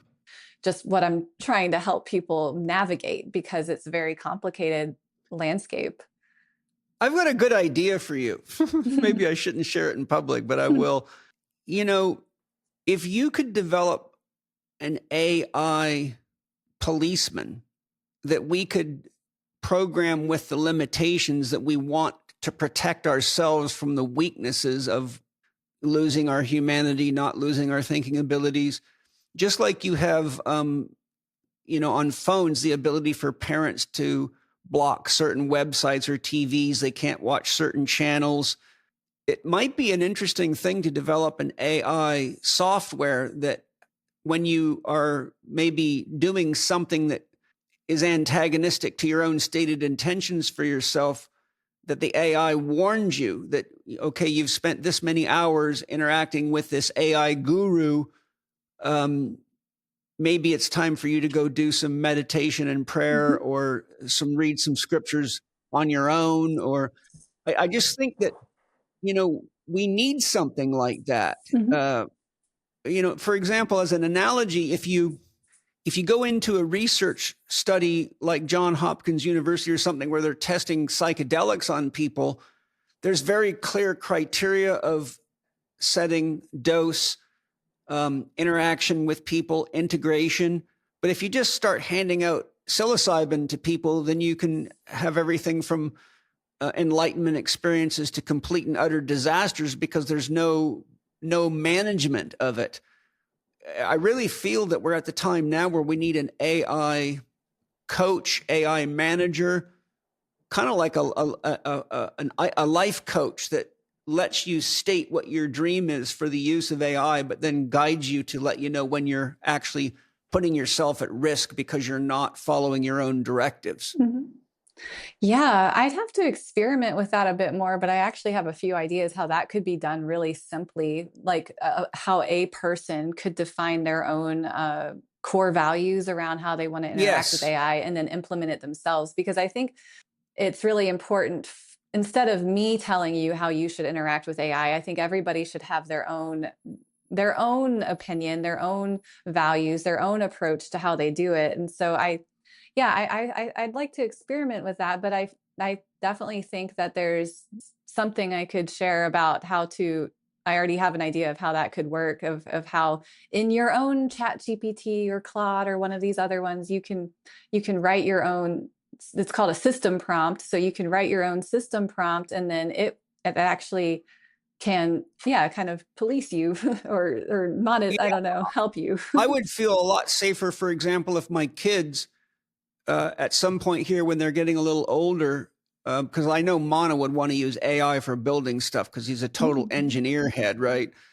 But I would feel a lot safer letting him interact with AI systems if it had an AI mentor or an AI coach, which is designed to protect you from not learning yourself, not actually getting out of it what you should be getting as a human being versus becoming dependent upon it or misled by it or etc. I think that is important. Please do that. Yeah, no, I think that'd be a cool addition for sure. I think it would sell really well. So if you get rich, throw me a bone, would you? Yeah, give you a percentage. Yeah, 1% will be enough. All right, you want to get into integrating AI without losing ourselves? Yeah. Yep. So we've been talking about a lot of these things already, but really, really important to figure out how you want to work with the AI, coming up with that mindset, asking yourself questions. What is my intention for this interaction? And the thing about having an AI prompt is that you have to really design it very explicitly, like you're talking to somebody who's very, very literal. For instance, just to share a little story about something I was trying to do with AI, I was trying to do something and I was asking it a line of questioning. And if I had been asking this line of questioning to a human being, they would have been like, Rachel, you're trying to do this super inefficiently. You should actually try to do it this way. But the AI was just answering my questions. Like it's just going to adapt to what it's just answering my questions, but it doesn't have the ability to think like higher level or think bigger and to give me a better suggestion unless I specifically ask the right question. And so then you're like having to know the right question to ask. It's something that's very, very literal. Whereas a human with good reasoning abilities would be like, you're trying to do that. This is actually a better way to do it. So yeah, there's that. And I just think it's very important to think about AI as a tool, not an oracle. So that's where I just see a lot of very concerning examples of people just over relying on AI to as give them information as if it were fact, whereas it can be a thinking tool that will help you process things, a brainstorming partner, if you will. But I wouldn't ever suggest that you should go to it and look and like have it try to give you an answer and then just go with its answer. You should always be skeptical. And yeah, and I've just noticed that with prompting, for instance, I heard somebody tell me about how they asked ChatGPT about their past lives. And I thought that was kind of an interesting thing. So, that is, I'd love to hear what it said. yeah. So I tried it myself. So I have an account. I have a paid account.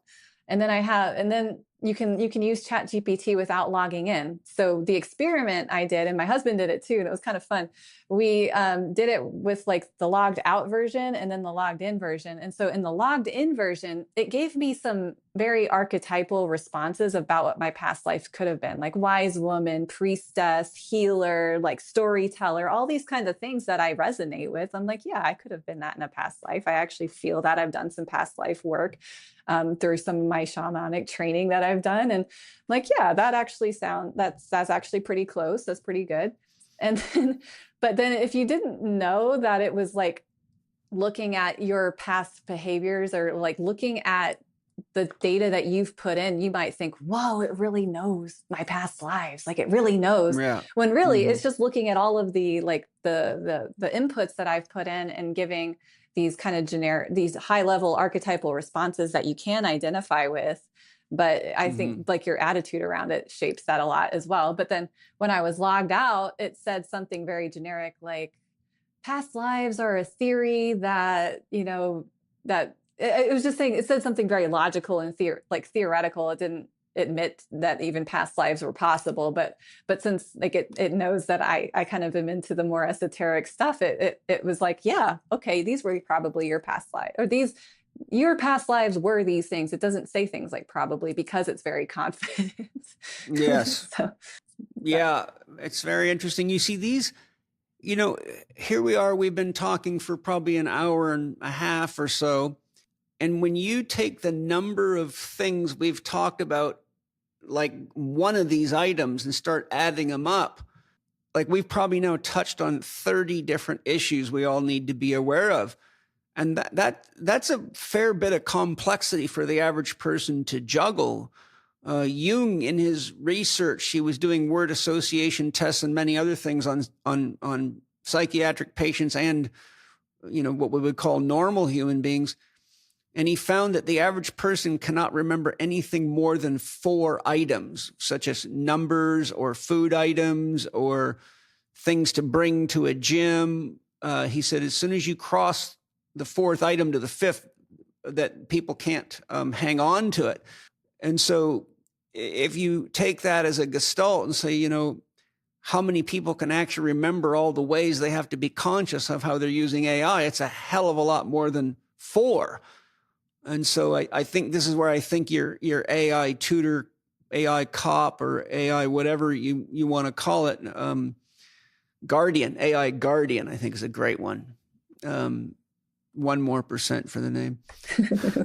Just teasing. But yeah, this is why I wanted to have this conversation with you, because this is serious stuff, man. I mean, I want to use AI more myself.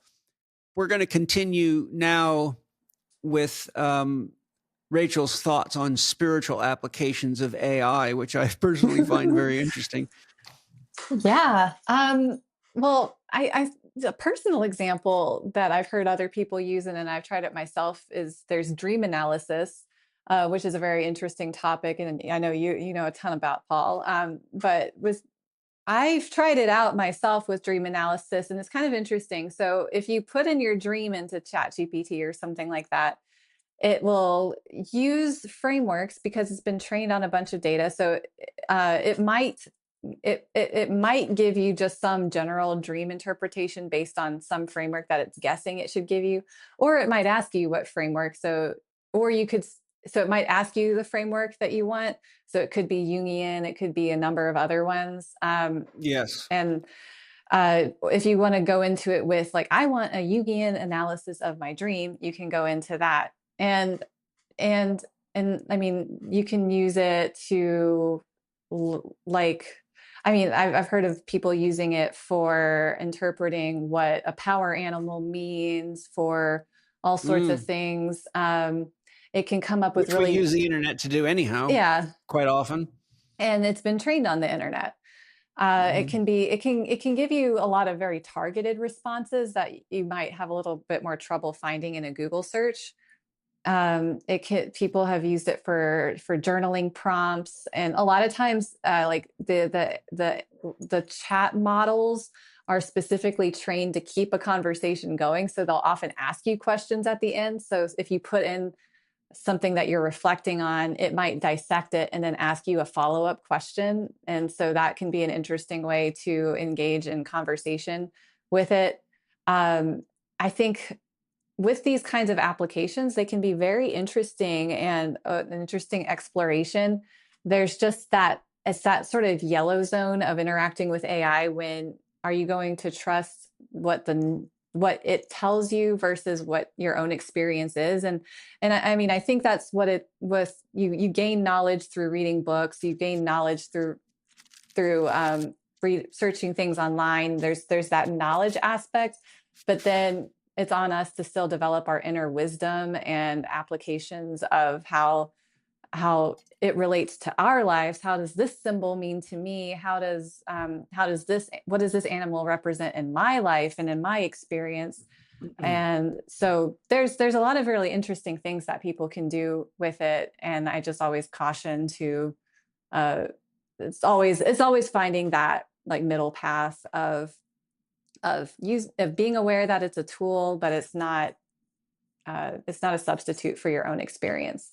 Well, yes, and these kinds of issues have come up in Spirit Gem Sanghas many times. Not so much the AI, but people using me as an AI. And the number of times I have said, if you've been paying attention to what I've been teaching you for over a year now, talk to your who should you ask that question, right? So you need to go to official intelligence, your inner guidance system. And then the common comment is, well, I have a hard time getting any answers. I said, well, then that means you need to spend more time doing the spiritual practices I've taught you to develop that ability. And so that's the problem I see with dream analysis, journaling. I mean, in my Tarot for Soul Guidance workshop and in my practical guidance in the Sanghas, I teach people how to connect with their unconscious, how to connect with their soul, how to connect with their higher self. I even have lessons teaching you how to connect with spirits of the sun, the moon, so you can connect to anything. I just finished a painting. You can't see it, but it's way back behind me. I'm almost finished. But I was meditating. Actually, I was doing my heart breathing, which is a type of meditation you know very well from doing it with me. And all of a sudden, I was in a remote viewing experience, which was quite powerful and profound. And I was seeing an entire galaxy as though I was remote viewing. And in the middle of the galaxy was a black hole. In the middle of the black hole was hovering, almost like hovering in space, like levitating, this massive, beautiful white lotus. And sitting in the middle was a woman who her body was made of blue, like Krishna is often painted in Hindu writings and teachings. But she was a living being. And I said to my soul, my God, what am I looking at? And my soul said, you're looking at the Milky Way galaxy. And I said, who is the woman sitting on the lotus? And my soul said, that is the spirit of the Milky Way galaxy.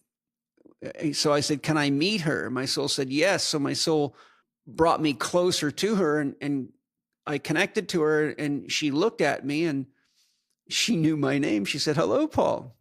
And I said, who are you and what is your name? And she said, I am the spirit of the Milky Way galaxy. You ready for the best part? I said, "What is your name?" She said, "Amor," love. Yeah.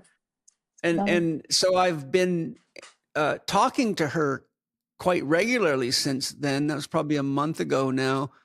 And it was such a profound experience. I had to paint it. So I've just done a beautiful mandala of her. And as a spiritual practice, I connected to her and asked her if she would paint through me, because I'm not very good at painting faces and human bodies. And so she's been guiding me, and it's just been such a beautiful experience to talk to her. And I've been talking to her in the sauna and asking her all sorts of questions about us, about humanity, about what's going on in the world, about cosmos is created, just deep questions that, someone could be asking AI and getting all sorts of weird answers. But this is coming from my own inner connection with what I would call reality, right? Now, for a lot of people, they think, "Oh, Paul, you're just smoking too much pot," which is not true at all. And I am a mystic. So these are normal experiences for mystics to have. They're not unusual at all. And I've had thousands of them. And for the people that think I'm crazy, I would have to ask you, how do you account for the fact that a huge number of the things that are in my education system that have helped me help thousands of people came by way of exactly this type of guidance? How do you make shit up that works,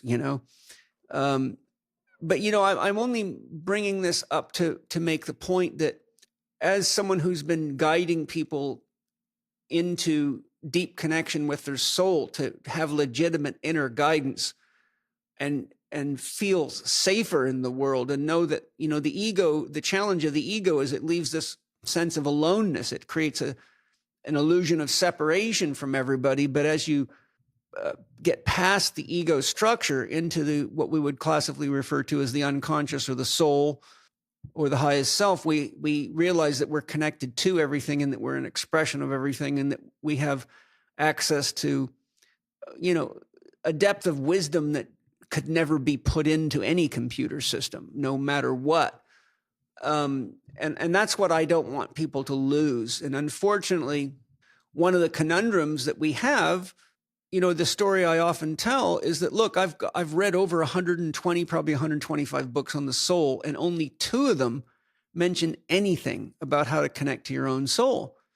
And I thought, well, this is like, what is the point of writing books on the soul if you don't teach people how to connect to it and work with it?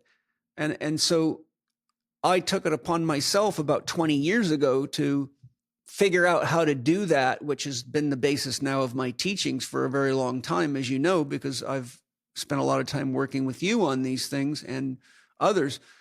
And so I feel that we have to be very careful about letting technology take us away from official intelligence and getting potentially misled by artificial intelligence, especially from a spiritual perspective. Yeah, and that's honestly at the core of what I'm I'm teaching about too, is really that grounding in yourself and connection with yourself. And I mean, I think that's what's helped me stay in this like conscious space of being able to navigate the AI landscape, is taking that time to step away, to come back in within myself, connect with my inner teachers. And yeah, I'm excited to see where I'm at in 20 years with all the journeys that I've been on so far, like internal meditations and experiences that I've had that are really profound. It's really like, there's so much knowledge that we can tap into if we believe it's possible and believe in ourselves and take that time to get quiet and listen. Well, exactly. And just before we move on, I'll give you an example of something simple and profound that I got directly from talking to my soul. This is now many years ago, probably 2005. It happened during testing for my most advanced students. That was before the IMS system was created, and it was the normal Chek professional system. And it was the Chek level 4s, which would now be the Integrated Movement Science 5 practitioners. And a couple of them came up to me without knowing that the other ones had done it and said, "Paul, I am overwhelmed because you've taught us to gather so much information and do so many tests and we've got so much background information on people about trauma and life history. I don't know where to start because so many of the people that come to see me and in this training, it was their test. So the Institute and I went out into the community and got people with chronic problems that they couldn't get resolved and that they needed skilled help with. And people flew in from other countries and everything for this. So they were real live patients. And so once I started talking about with the students, it became something that I realized was an issue. And then without Matt even knowing it, Matt came to me and said the same thing. He said, my God, how do you decide what you're going to do when you've got people that have literally like 50 things wrong, any of which you could focus on for a year? That's when I had to start self-reflecting. And I realized I had some kind of an internal model that I developed from, so many years as a therapist. But what I did, because I realized it was a real problem, because some of these are very, very smart people coming to me. These are not, typical idiots. I mean, I've got medical doctors, nurses, chiropractors, osteopaths, very, very intelligent people with a lot of clinical experience asking me questions like this. So I actually was living in my Vista house, which was about a half a mile or less from a 5-acre or bigger nature preserve where I could go walking on trails. And it was just like being out in the wilderness. And so I said to my soul, can you help me resolve this challenge for my students? Because I need to show them how to figure this out. So my soul said, yes, grab a notebook and a pen and let's go for a walk together. Well, by the time I came back from the walk, I had the 4-doctor model.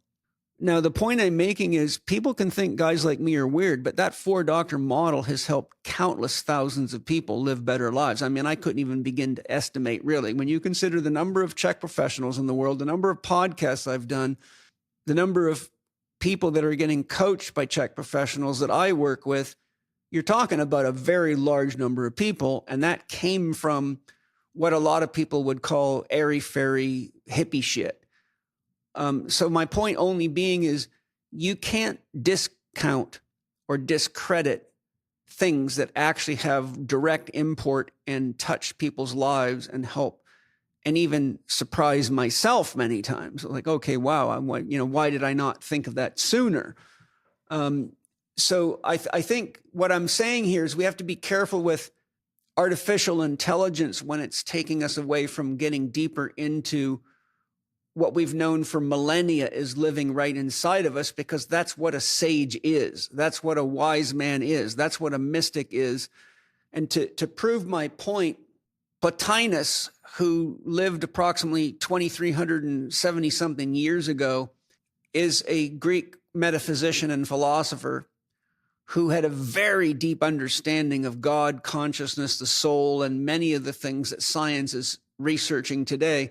He is the most often cited mystic or spiritualist by quantum physicists and researchers in the field of quantum physics, because those that have a solid grasp of quantum physics have ended up finding Plotinus's writings and realized that he was telling them exactly what they're finding out in quantum physics research now, but he was telling them this 2,370 years ago.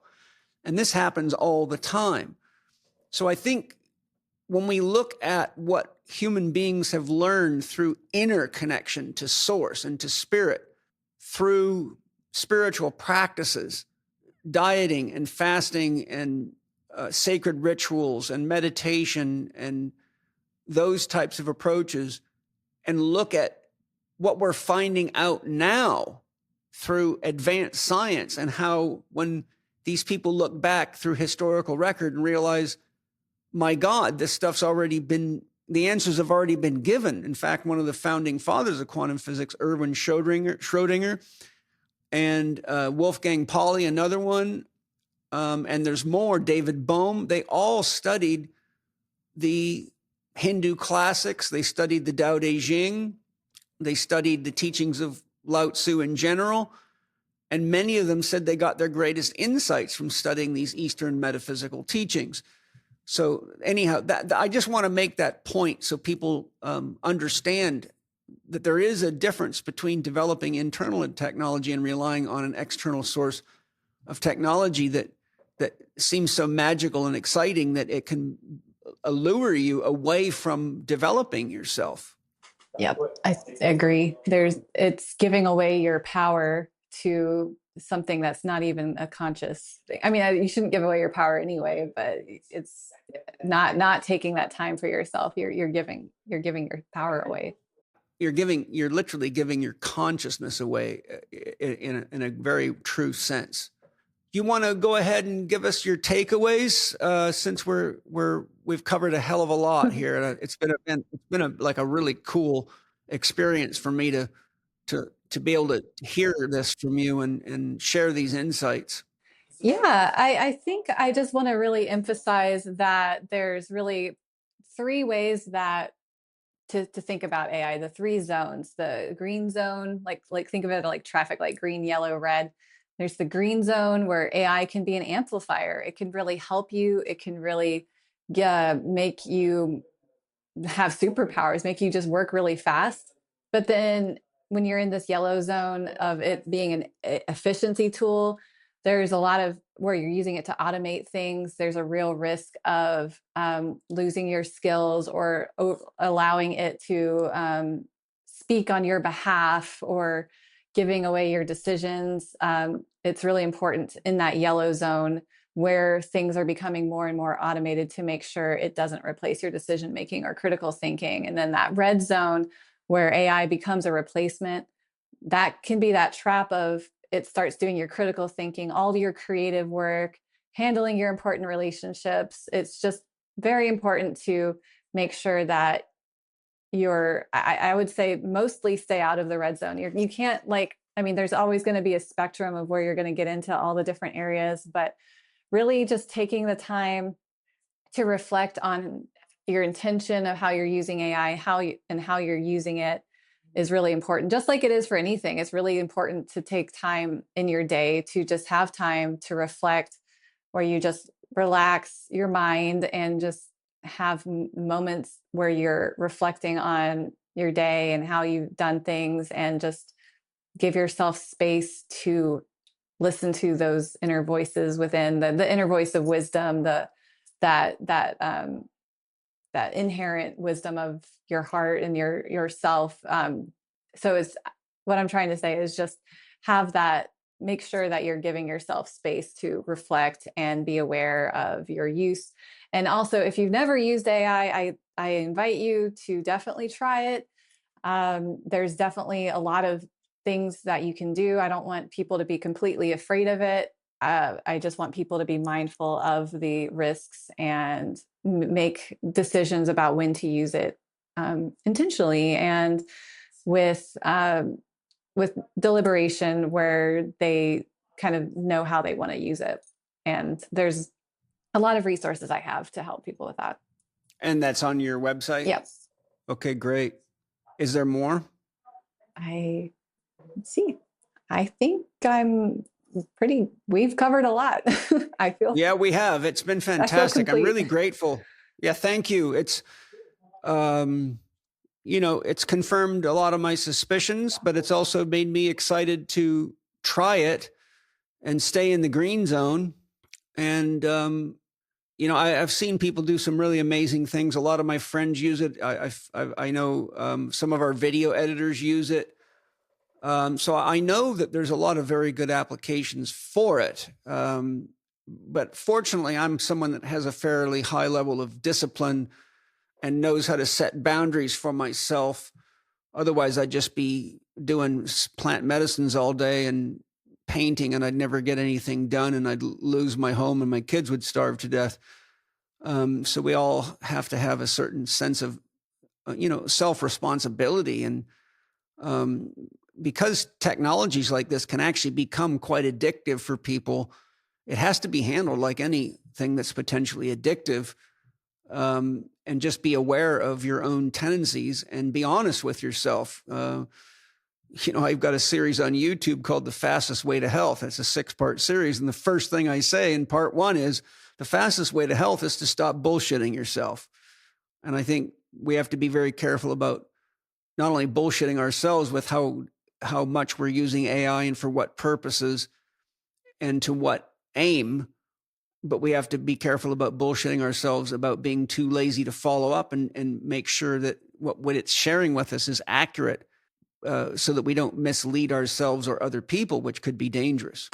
Yeah, I question myself all the time about using AI. Like in my job, I interview people a lot. And when I first started, I used to take a lot of notes. Like I was so fast at note taking that I almost wrote a transcript. And that was before we had AI transcription tools. Now we have AI transcription tools.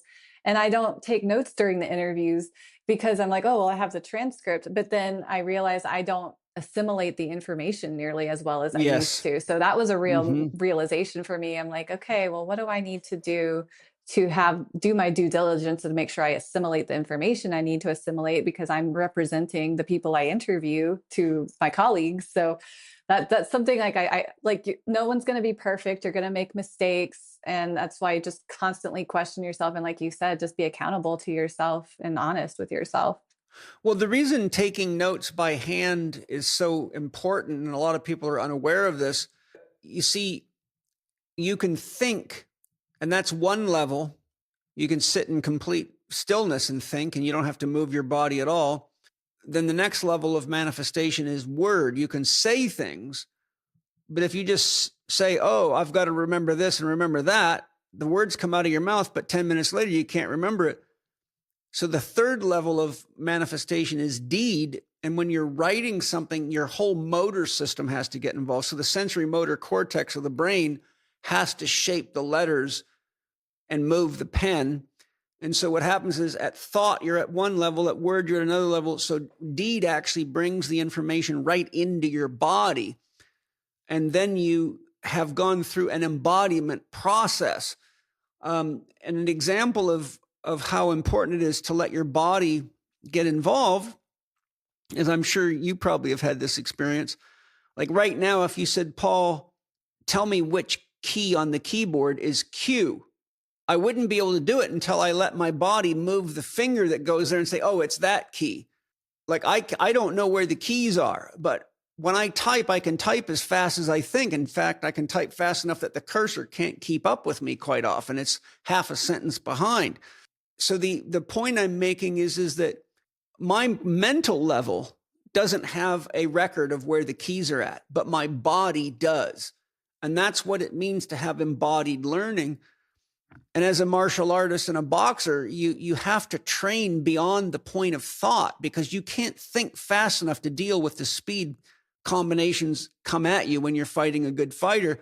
So you actually have to embody the moves and the counter punches to the level that you're intuitively capable of doing it without thought. But you cannot do that without extensive training. You have to spend countless hours in a gym embodying these processes. And, that's the difference between somebody with a strong intellect, but someone who's truly intelligent and practical. You can read books about a lot of things. Like you can read books about how to have better sex. But if you don't practice making love with somebody, you will never embody that wisdom. You'll just be a smart guy that nobody wants to have sex with because you're lousy. Or a smart woman. But anyhow, thank you, Rachel. Why don't you go ahead and share resources, contacts, offerings, or anything that you want to make sure that the listeners know how to reach, where to reach, and where to go. Yeah, so I have a blog called renaissancerachel.com, RenaissanceE, Rachel.com. That is where that's where I publish like that blog you were talking about before. I just publish these articles whenever when something comes up that I feel like I should share, I post on there. And it's just a form of just expressing with what I want to share in the world. And I also have a website called it's consciousnavigator.com. And that's where I have that'll be linked from my website. And that is where I have the mini course that you can sign up for, the full course you can sign up for. And also I do regular free talks as well. So if you just want to come get on a call with me and talk about stuff, it's a group call, but we talk about different Q&A and type things related to AI and wellness. My focus is really around where technology meets wellness. So I'm very passionate about technology, but I'm also very passionate about wellness, spirit gym, holistic health, all of this kind of this more full embodied integrated approach to the modern living. And so I have free resources around technology and wellness, and AI is one of them. And so yeah. Great. Well, thank you very much. I hope all of you enjoyed the podcast. Thank you for considering everything we've covered today. Thank you for sharing the podcast with anybody else who you think this information would be beneficial to. Thank you to all my sponsors for your amazing products. And thank you for each of you who buys anything from the sponsors, because they actually rely on biodynamic farmers, organic farmers, free range farmers. And so every dollar you spend on products from the sponsors goes right into the hands of people that are taking care of the planet. So you're taking care of yourself, you're taking care of ethical companies with high values, and you're taking care of the people that are stewards for the earth, and a little bit supports the podcast as well. So I'd love to see you all take advantage of the sponsorships offerings and be as healthy and vital as you can, so that we can all work together to make the world a better place for all living beings now and in the future. I look forward to having another amazing podcast with you guys in a week. Rachel, I look forward to a future podcast with you. I'm sure with that genius mind of yours, you'll come to me and sometime soon and say, hey, here's something we should really talk about. And I'll say, yes, let's do it. And thank you for all the work that you are doing and all the resources you're creating, and for helping people navigate these tricky technological spaces, and for putting a holistic envelope around your offering, because that's more critical today than it's ever been. So lots of love, Rachel. Thank you to all of you. And I will look forward to our next podcast next week. Aho. It is done. It is done. It is done. Thank you for listening to Spirit Gym with Paul Chek and today's guest, Renaissance Rachel. Rachel is offering Spirit Gym listeners a free mini course to help you learn to use AI consciously and navigate it with confidence. Go to renaissancerachel.com/free-AI-mini-course. You can listen to her podcast, Renaissance Rachel, on Spotify, and find her on social media, on Instagram and YouTube at Renaissance Rachel, and on Facebook at Renaissance Rach. To read her work on the convergence of technology and wellness, go to her website, renaissancerachel.com. Rachel is also the founder of ConsciousNavigator.com, where she and other professionals offer education, training, and consultations for conscious navigation in the fields of technology, fitness, wellness, and business development. For more interaction with Paul, and to share ideas and ask questions about topics discussed in this podcast, we invite you to join his Spirit Gym program and community. There are 3 different levels of membership to fit your budget and lifestyle. You can participate in live Q&A sessions with podcast guests, access the members forum within the Spirit Gym community where you can chat with other members, attend weekly virtual meetups with Paul, and study his comprehensive Master Key online program. You can explore the options and subscribe today by going to myspiritgym.com. And finally, if you enjoyed today's episode, please consider leaving us a 5-star rating and a warm review on the podcast platform of your choice. This podcast is available on Apple Podcast, Spotify, Amazon Music, Audible, and YouTube.